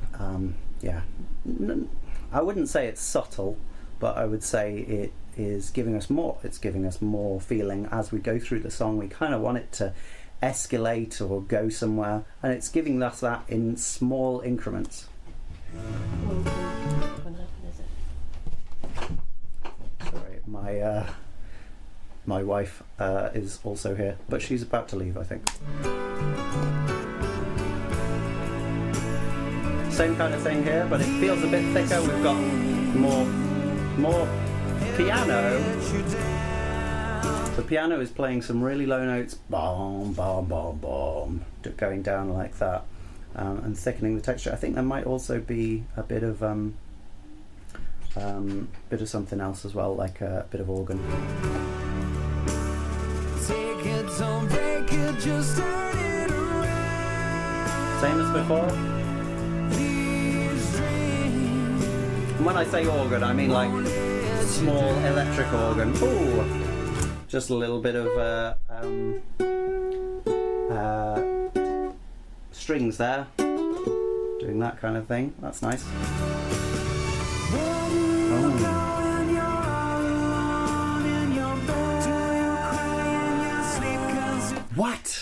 What are these chords? So we were there. I actually can't remember.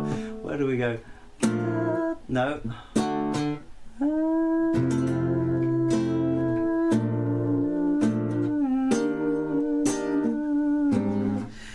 So this is a circle of fifths, this is, and it's sudden, unexpected. We were on this D. We've been based around D all the way so far, even if it's been D minor. But now, oh no, not quite. Suddenly an F major 7 and a B flat major 7. Well, that's a new chord altogether here. And then E flat major 7, the flat 2 of where we think we are in D. Yeah, E flat major 7, A flat major 7. Well, that's pretty unrelated to D. Yeah, that's about as far as you can go from that. But we're just moving through these well, perfect cadences, if you like, moving up a fourth each time, down a fifth each time. Yeah, really ungrounded, constantly moving kind of feel. And it's so lush as well. We've got those strings really holding these long notes. Extra backing vocals in now as well. It all feels just very fit. Okay. Oh. So, what did we... Surely we didn't get there again.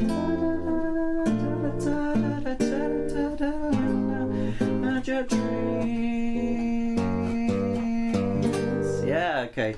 So from this A flat we drop down to G.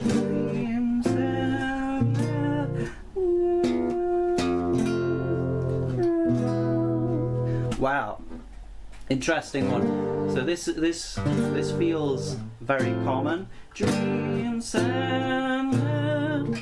So like you've got these two lines moving up, and the chords sort of fit around those G minor, F on A, B flat, and then we go to an F chord and drop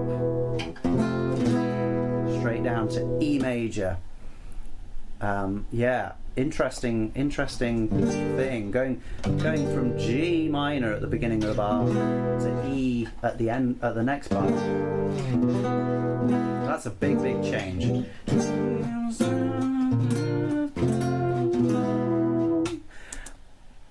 But this E is actually working in the same kind of way as it happened in Man Machine and in Karma Killer. It is our supertonic major second chord of the key. Well, that is if we are still in D major, which we did depart from a while ago. Have you forgotten your past? Because that's how it seems. Is it too hard to fix, so you edit your dreams and play them back again and again. As well as the drums, we now have a tambourine in the left ear, which I'm not sure is adding a massive amount, but it is there. Just adding, I guess, some really high frequency noise, maybe to balance out what's going on in the other half, but I can't really tell that myself. Okay, and we're back to our beginning section. So yeah, we're back into our D major tonality. These dreams have let you down. Okay, very similar to before. It's interesting. The drums drop out almost every time it does that. Take it, don't break it, just... Which is the other way around. Take it, don't break it, just turn it around. And they come in with that... which is nice. It's a very strange feeling to suddenly have the drums drop out, but it draws your attention to the other things going on. Highlights them very clearly.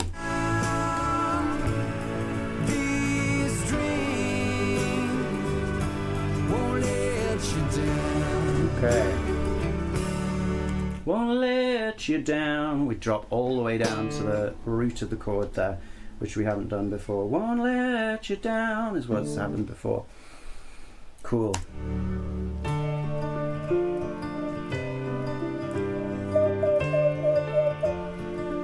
Okay.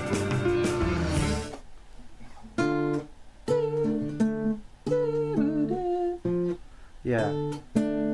So that's that chord. Oh, yeah. And then it's not really changing to F. Let me just do that.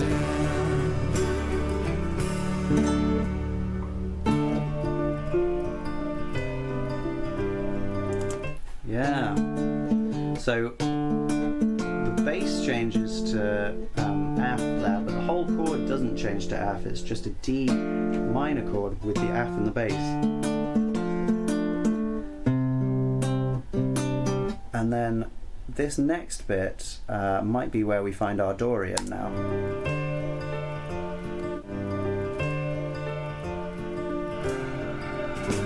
I don't think it is actually. Okay, let's see what's going on again. Won't let you down.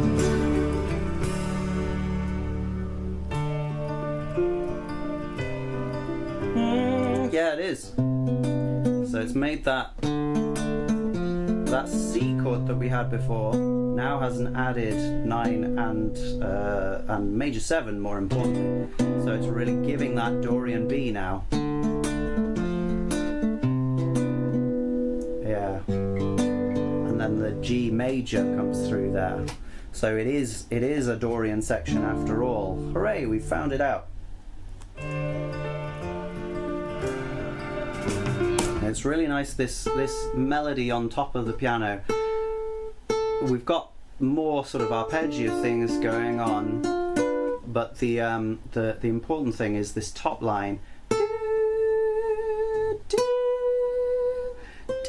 So that gives us our B as well, and then it goes up to the G, and then the C, and then down to the G.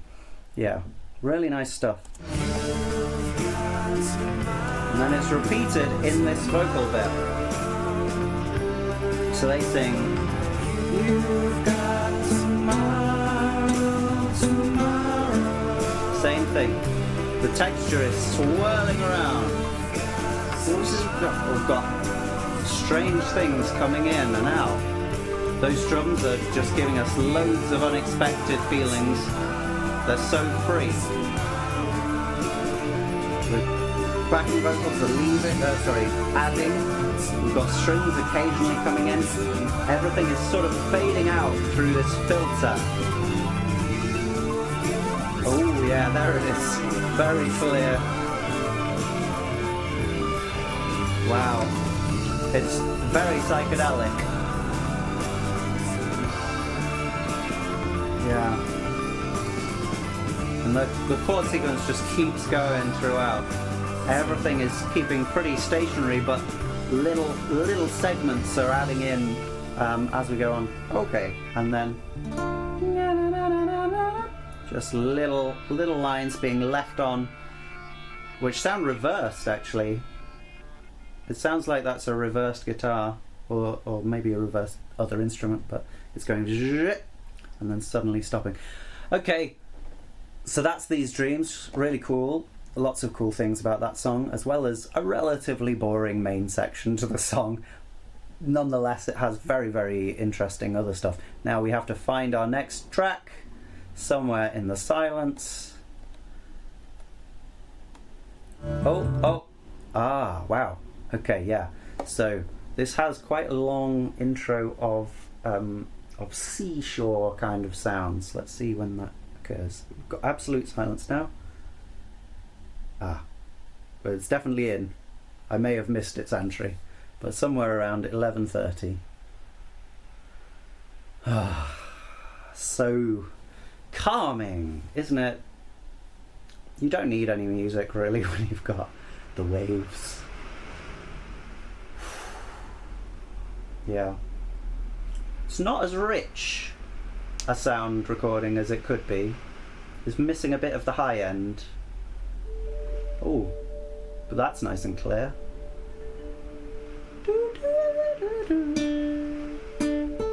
We're getting D fifths. What? I can't believe he's ruined the beginning of that. What?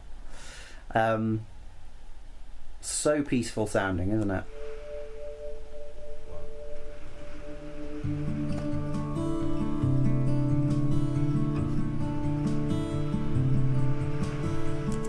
So this is a really repetitive guitar riff that's taking this D chord, adding that E to it, so it's like a D sus2, and then we're moving the bass down.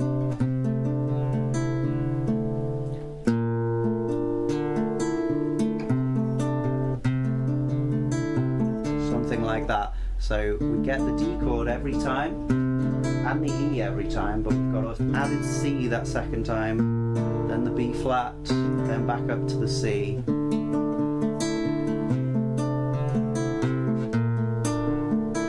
And it's always moving. Every single quaver of that bar, there's another pluck, and it's always a different one to the previous one. So it has this pattern to it. The pattern stays the same while the low note follows a different pattern. Starts at D, C, B flat, C. So again we're getting our 1, our flat 7, our flat 6 and our flat 7. But it doesn't feel quite as crazy as if we have just the flat 6, flat 7 and 1. It's more of a sort of Aeolian mode kind of feel than that. It's not very rocky. It feels more like a folk kind of thing.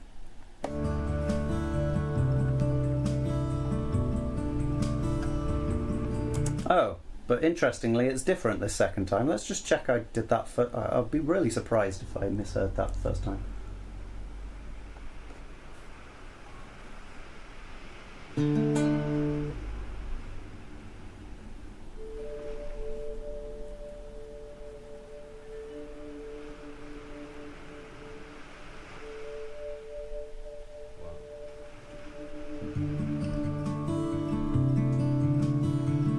Oh yeah, that's a B flat, definitely. So the second time, which we get that major third in, we get the B.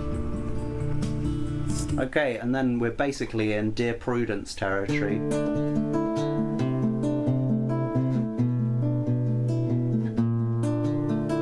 So that's, yeah, one of the most classic descending bass lines. D, or well, 1 to flat 7 to 6 to flat 6. Happens in so many things. It's Dear Prudence, so by the Beatles, it's the same key as that. Dear Prudence, won't you come out to play? as well as Daydream. I fell asleep beneath the flowers for a couple of hours. What a beautiful day. Yeah, fun. Yeah, interesting. Apocalyptic folk might be almost appropriate for this moment in this song as well. It's a cool genre title. I have a problem with genre which is basically that they are so indistinct, so unclear as to what the specific things are that make those genres. When it's a movement in a particular place, like let's say Midwest emo might be a clear one of that, then it makes more sense. It's rooted in a place, they're kind of making the same music, but the music's secondary to that place. That place is the important thing. But when it is actually saying there's something about this music that has this feeling, it's much harder to root down, and the borders between that and another genre can be really, really loose. So for instance, what might be an example of it? I mean, so, you know, some people say speed metal is a thing, but so speed metal presumably is fast metal, very characterized by being fast. So then how does it differentiate from heavy metal as is, which most of the time is pretty damn fast? How does it differentiate from thrash metal, which is also characterized by its speed? And I guess you could say maybe thrash metal has a darker feeling to it. It feels less connected to power metal. But you see my point. These things leave a lot of open space, and they also leave a very fluid boundary. So I would be interested in the future to actually try and nail down some of these genres, like post-punk, which is basically just a collection of things that sound vaguely dark, as far as I can tell, with guitars. And I will try and do that at some point in the future. But for now, we're just going, here's some music, and it's doing these things, which vaguely put it in one category or another, but not quite.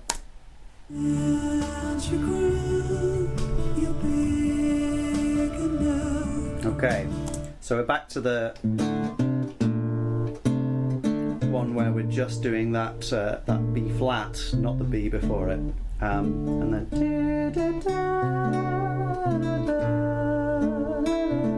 so when we're singing that B flat, the F sharp of the D chord isn't really present, and that's kind of, well, from some perspectives good, because that makes a very, very clashy chord, and this is very soft, this piece of music. He's singing in falsetto. It's just really on the verge of, you know, not silence, but it's very, very quiet anyway, very soft and gentle. So having a big F sharp versus a B flat would be uncomfortable in this kind of situation. So the melody goes to the F sharp only for these first two, where it's more or less consonant. Okay, I mean that isn't really consonant, but at least that's a 7 chord. 7 chords are reliable, understandable, much more reliable than a sharp 5 chord like that would potentially be. Anyway.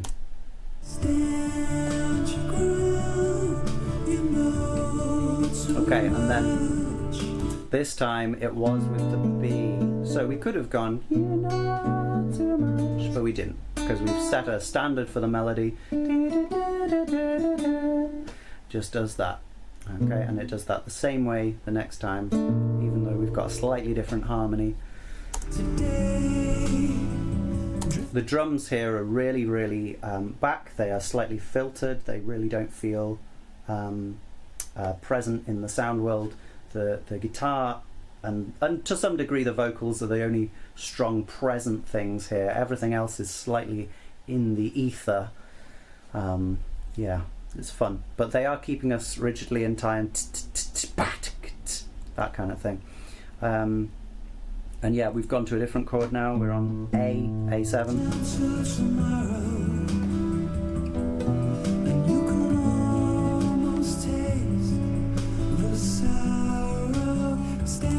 Okay, very straightforward stuff going on there.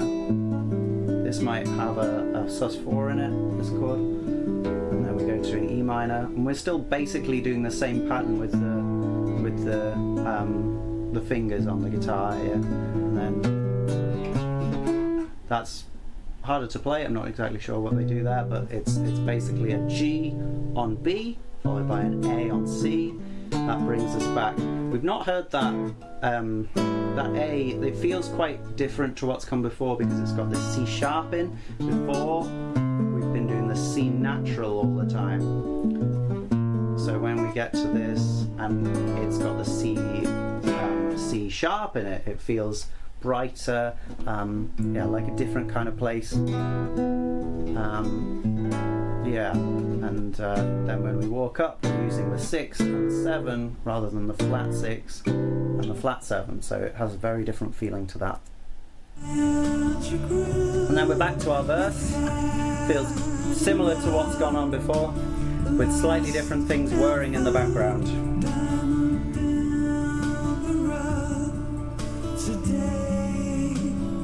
Same change now into this section. Yeah, a little wobble thing there. Oh, a big change. Okay, so we were expecting to change back there. There is a little bit of a strange thing about that, which is that we don't have the full last bar. So this A is 1, 2, 3, 4, 5, 6, 7, 8. 1, 2, 3, 4, 5, 6, 7, 8. Back to the A. 3, 4, 5, 6, 7, 8. And then we have 1, 2, 3, 4. But we don't have that 5, 6, 7, 8 this last time.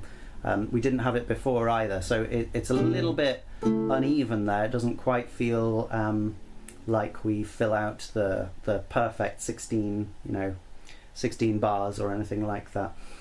It feels like we cut off a bit of the end and come in a bit early, and that really comes into effect here. Sorrow, ooh, when we go to an unexpected B flat chord. We have heard the B flat before, but here it comes straight out of when we were with really major harmony.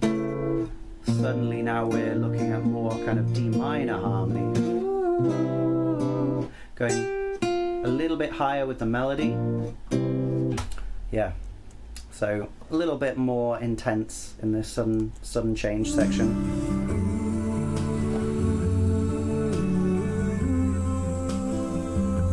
Okay. Yeah, so after that, B flat and C, we do actually get to our our D. A D with an F sharp in the bass. I think we've also got an added E in there, as we often do with this finger style sequence. And then we get this beautiful F chord, F with an added major 7 and an added 9, F major 9. Maybe we don't have the third in there because I can't place it. It wouldn't be in the guitar. I need to stop that. Yeah. So there's our G, A, B flat, C, D on F sharp,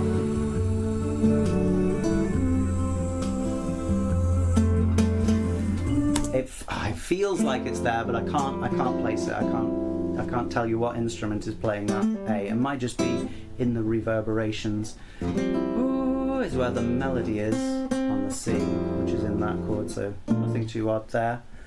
Ooh, apart from that is a diminished melody there, da, da, da, diminished arpeggio, which is kind of weird.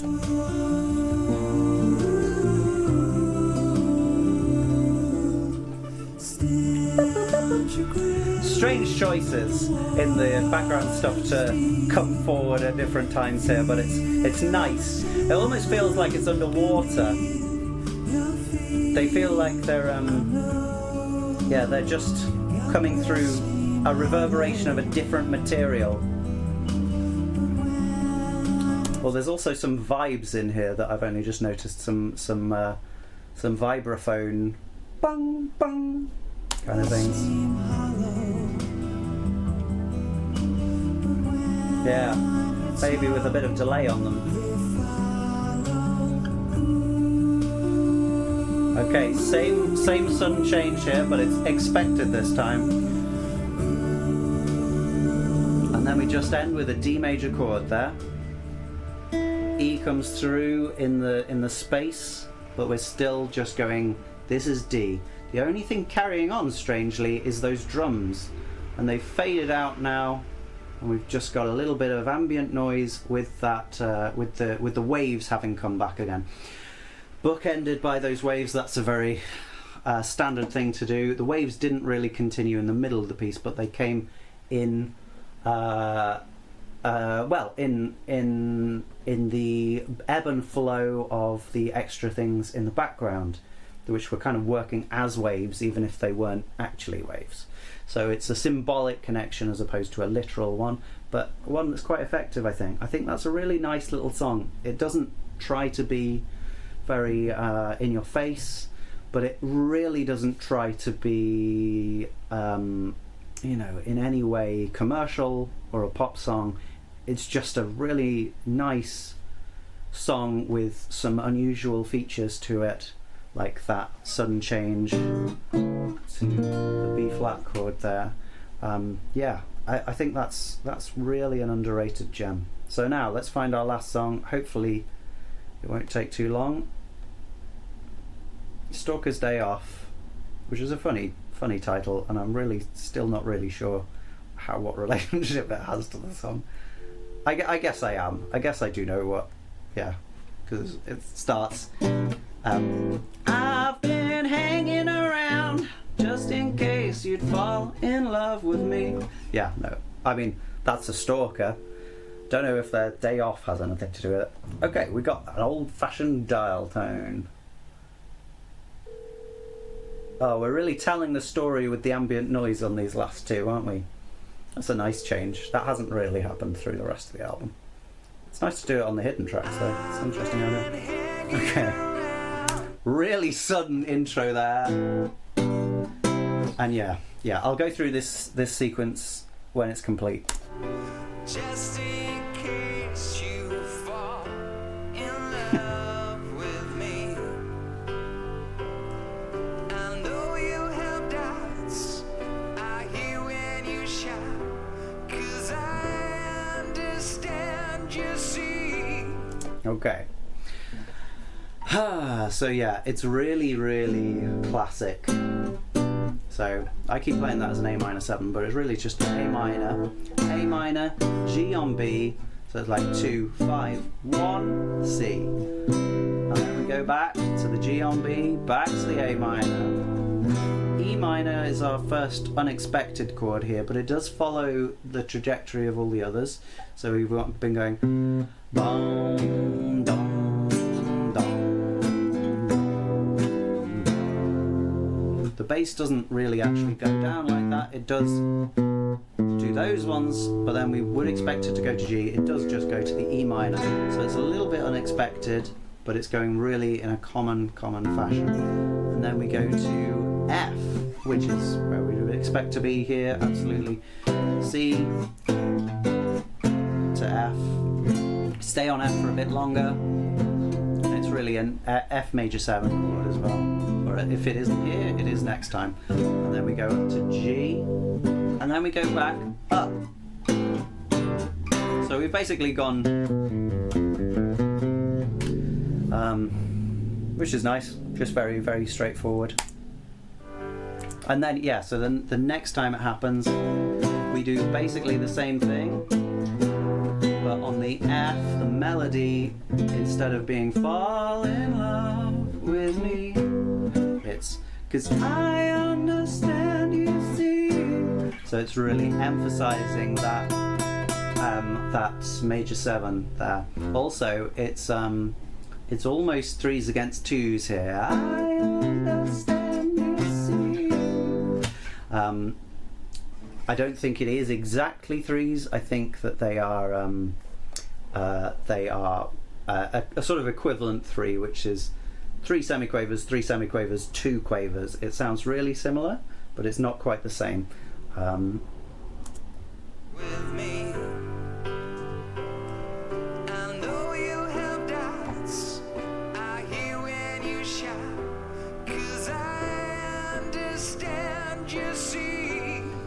Yeah, I understand.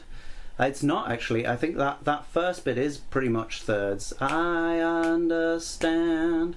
I understand. You see, but then that last bit isn't. And I don't mean thirds. I mean triplets. I was concerned when you said you'd rather wake up dead than spend a day with me. Okay, so again we've got some slightly unexpected major 7 chords here, which are really a common thing for this album. So we had that A minor, so we've just ended the G, and then instead of going back to the C, we go to the A minor. I was concerned, but the melody is on the 7th of that. So when you said, and it ends on the 7th of the next chord too. So that's a pretty strange thing to do. It doesn't sound very uncomfortable though, really. I don't quite understand why, but it's really, yeah, it's really nice, different feeling to a lot of things. Maybe it adds just a little bit of uncomfortability, and maybe that's appropriate for the awkwardness of the song, because it really seems to be about someone who is making far too much effort to get in touch with someone. And it does that twice, and then spend. So we're similar to when we were going, I understand, you see. Melody does the same, spend a day with me. But instead of going to the G, we go to another chord which has that B in, which is the B flat. And that's not in our key. We weren't expecting to use it. It's not come up before. So that's pretty fun. Adds a darker feeling to spending a day with him. I know that's not you. Same kind of thing here. I know and it's true.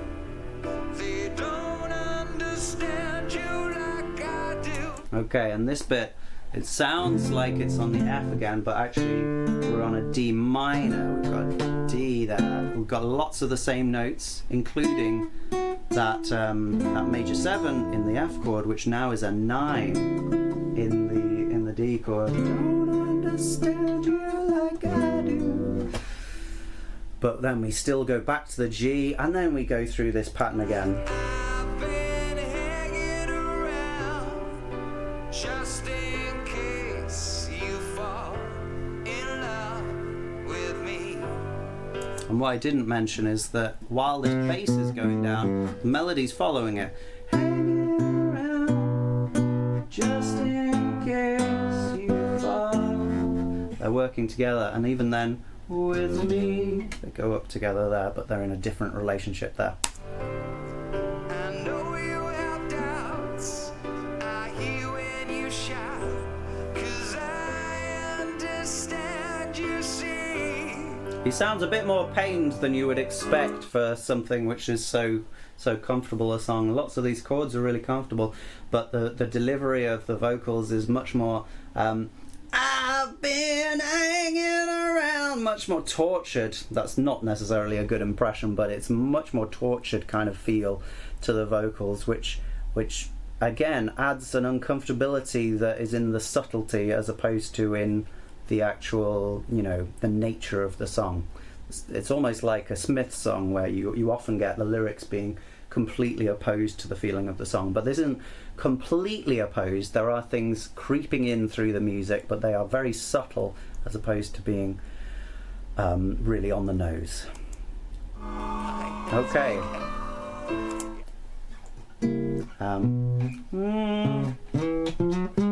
There we go. Okay, a sudden diminished chord, G sharp diminished, going to A minor. So that's interesting. We've normally just gone from that G chord to A minor, but here we put in one chord in between with a little bit of a melody on it.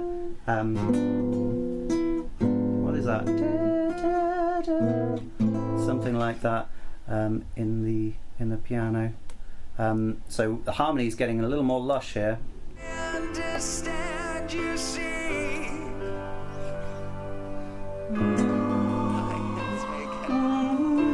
Okay. Yeah, so we got thirds there actually. That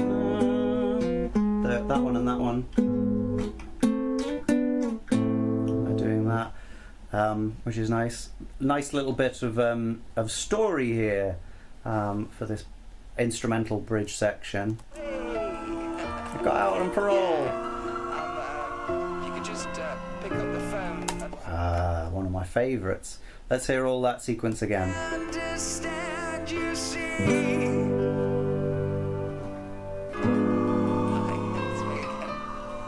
Yeah, I got out parole. Yeah. You could just pick up the phone. I'd like to talk to you, please.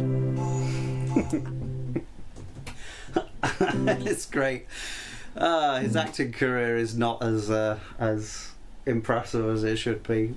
Clearly a great talent. Yeah, it's such a lovely extra to this song to have that bit in. It makes you feel so many things. Poor guy. I mean, presumably did something not so good, but he's out on parole. Hooray! Maybe he got out on parole from stalking someone, and so now he's yeah, just back to stalking them. I don't know. That's a shame. Yeah. Well, anyway, it makes you feel a lot, and the chords underneath it do too. We've got this again with those thirds, going to A minor, G sharp, dim7, A minor. The thirds continue to a B flat chord.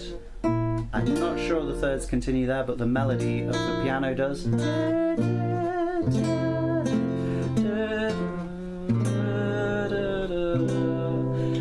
Really nice change there. So we had the B flat, and then we had another F major 7 going to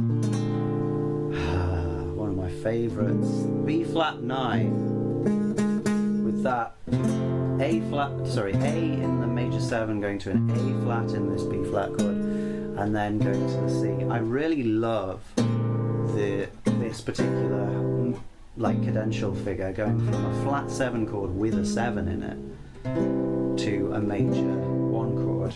I really love it. It happens in like the one I can remember these days is Recuérdame.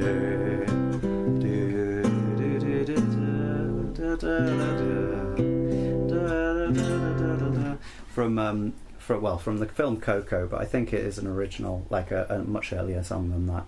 But yeah, it's very, very beautiful. I've seen misery. Suddenly, yeah, we have a bit of a hoot from the train here as well, I think, don't we? You could just pick up the phone. I'd like to talk to you, please. I've seen misery. Absolutely terrible, horrible noise. I'm just on an F chord. We've ended doo doo, and then we're in I've seen misery. Oh, sorry. So we're back into this kind of middle 8 section. And have a strange empathy. So now we've got a bit of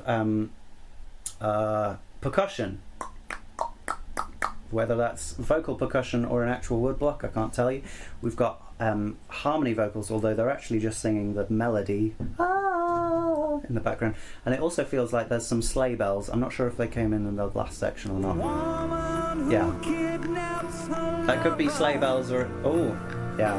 That's the same B flat we had before, but we had Lover, which just adds that suspension falling into the chord, just a little bit of extra fun.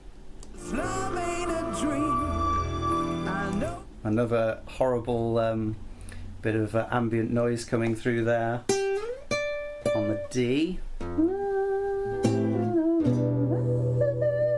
which I guess he is singing at that moment, so maybe that's okay, but it's really, really aggressively in there.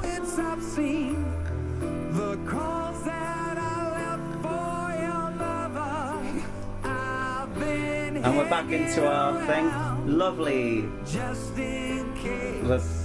The wood block has dropped out here. We've still got the sleigh bells, and we've got harmony vocals just in lovely thirds really making it like sugary saccharine sweet when it really shouldn't be. In love with me. And there's a bit of I know you have organ or some other keyboard instrument. It almost sounds like accordion or harmonium, but it isn't either of those. I don't know what exactly it is. I hear when you shout, 'cause I understand, you see. That's another. Oh, that's Saw, isn't it? That's a musical Saw doing that. That's a lovely sound. Yeah, really, really melancholy sound. If you want that proving to you, you can listen to the In the Aeroplane Over the Sea album by Neutral Milk Hotel, which has it all over. Another bit of story. Perhaps one day we could meet face to But face these this chords time. are just the same as the middle age Sorry about chords. that letter I sent you, the newspaper cuttings and stuff, in blood.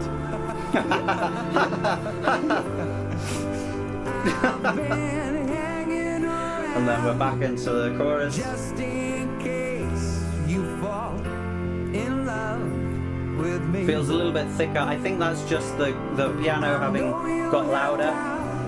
It's just a bit more warm as well. But I understand, you see.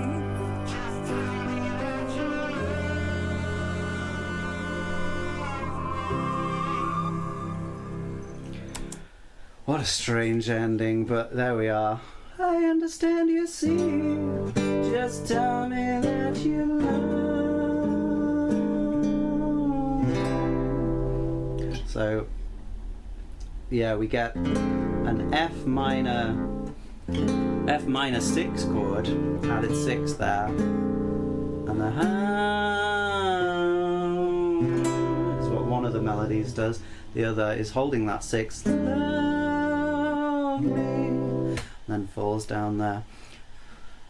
Yeah, that almost feels more surprising than if we'd heard the B flat chord again, love me, and that would make the melody note feel more comfortable on that moment. Love me, because it's actually in the main triad of that chord, but instead we get the F minor, love me, which feels much more poignant, kind of upsetting sound to it. And yeah, the ambient noise goes in the wrong direction for the final cadence as well, so it goes from the up to the D, so we end actually on a C add 9 chord. A sort of expectedly unsettled ending, but it feels so settled, but then it's just got this one thing that is slightly different, slightly wrong. So yeah, I think a lot of subtle little features on that one. Really good. And then yeah, tinkle tinkle tinkle. Yeah, has a Christmassy kind of feel to it, this song. Yeah, and then everything's gone. And that's the end of the album. Cool. Well, I feel I've done a duty to the world getting through this and making it available. I hope that it was enjoyable. I've had a really good time looking at these songs in detail. If you have any suggestions for another album that I should do this to, provided I really know it, I'll be very happy to do it immediately. If I don't really know it, I might, I don't know, find a separate time to do it. I will be also looking at another of this year's best albums. Let's see, what could it be? I think it's probably got to be this this Chemtrails album. I'm really looking forward to it. I really enjoy it, and yeah, it's going to be good fun. So I'm going to have a look at that soon. But for now, I'm down with ornithology. Grab your binoculars. Oh, it's not worked. There we go. Come follow me. Yeah, that was Robbie Williams, and that took ages to get through 14 songs. It's taken me 6.5 hours. Yeah, I'm glad you enjoyed it, GM Dread. I hope you will come to another one. Yeah, I'll see all of you guys soon. Thanks very much. Bye bye.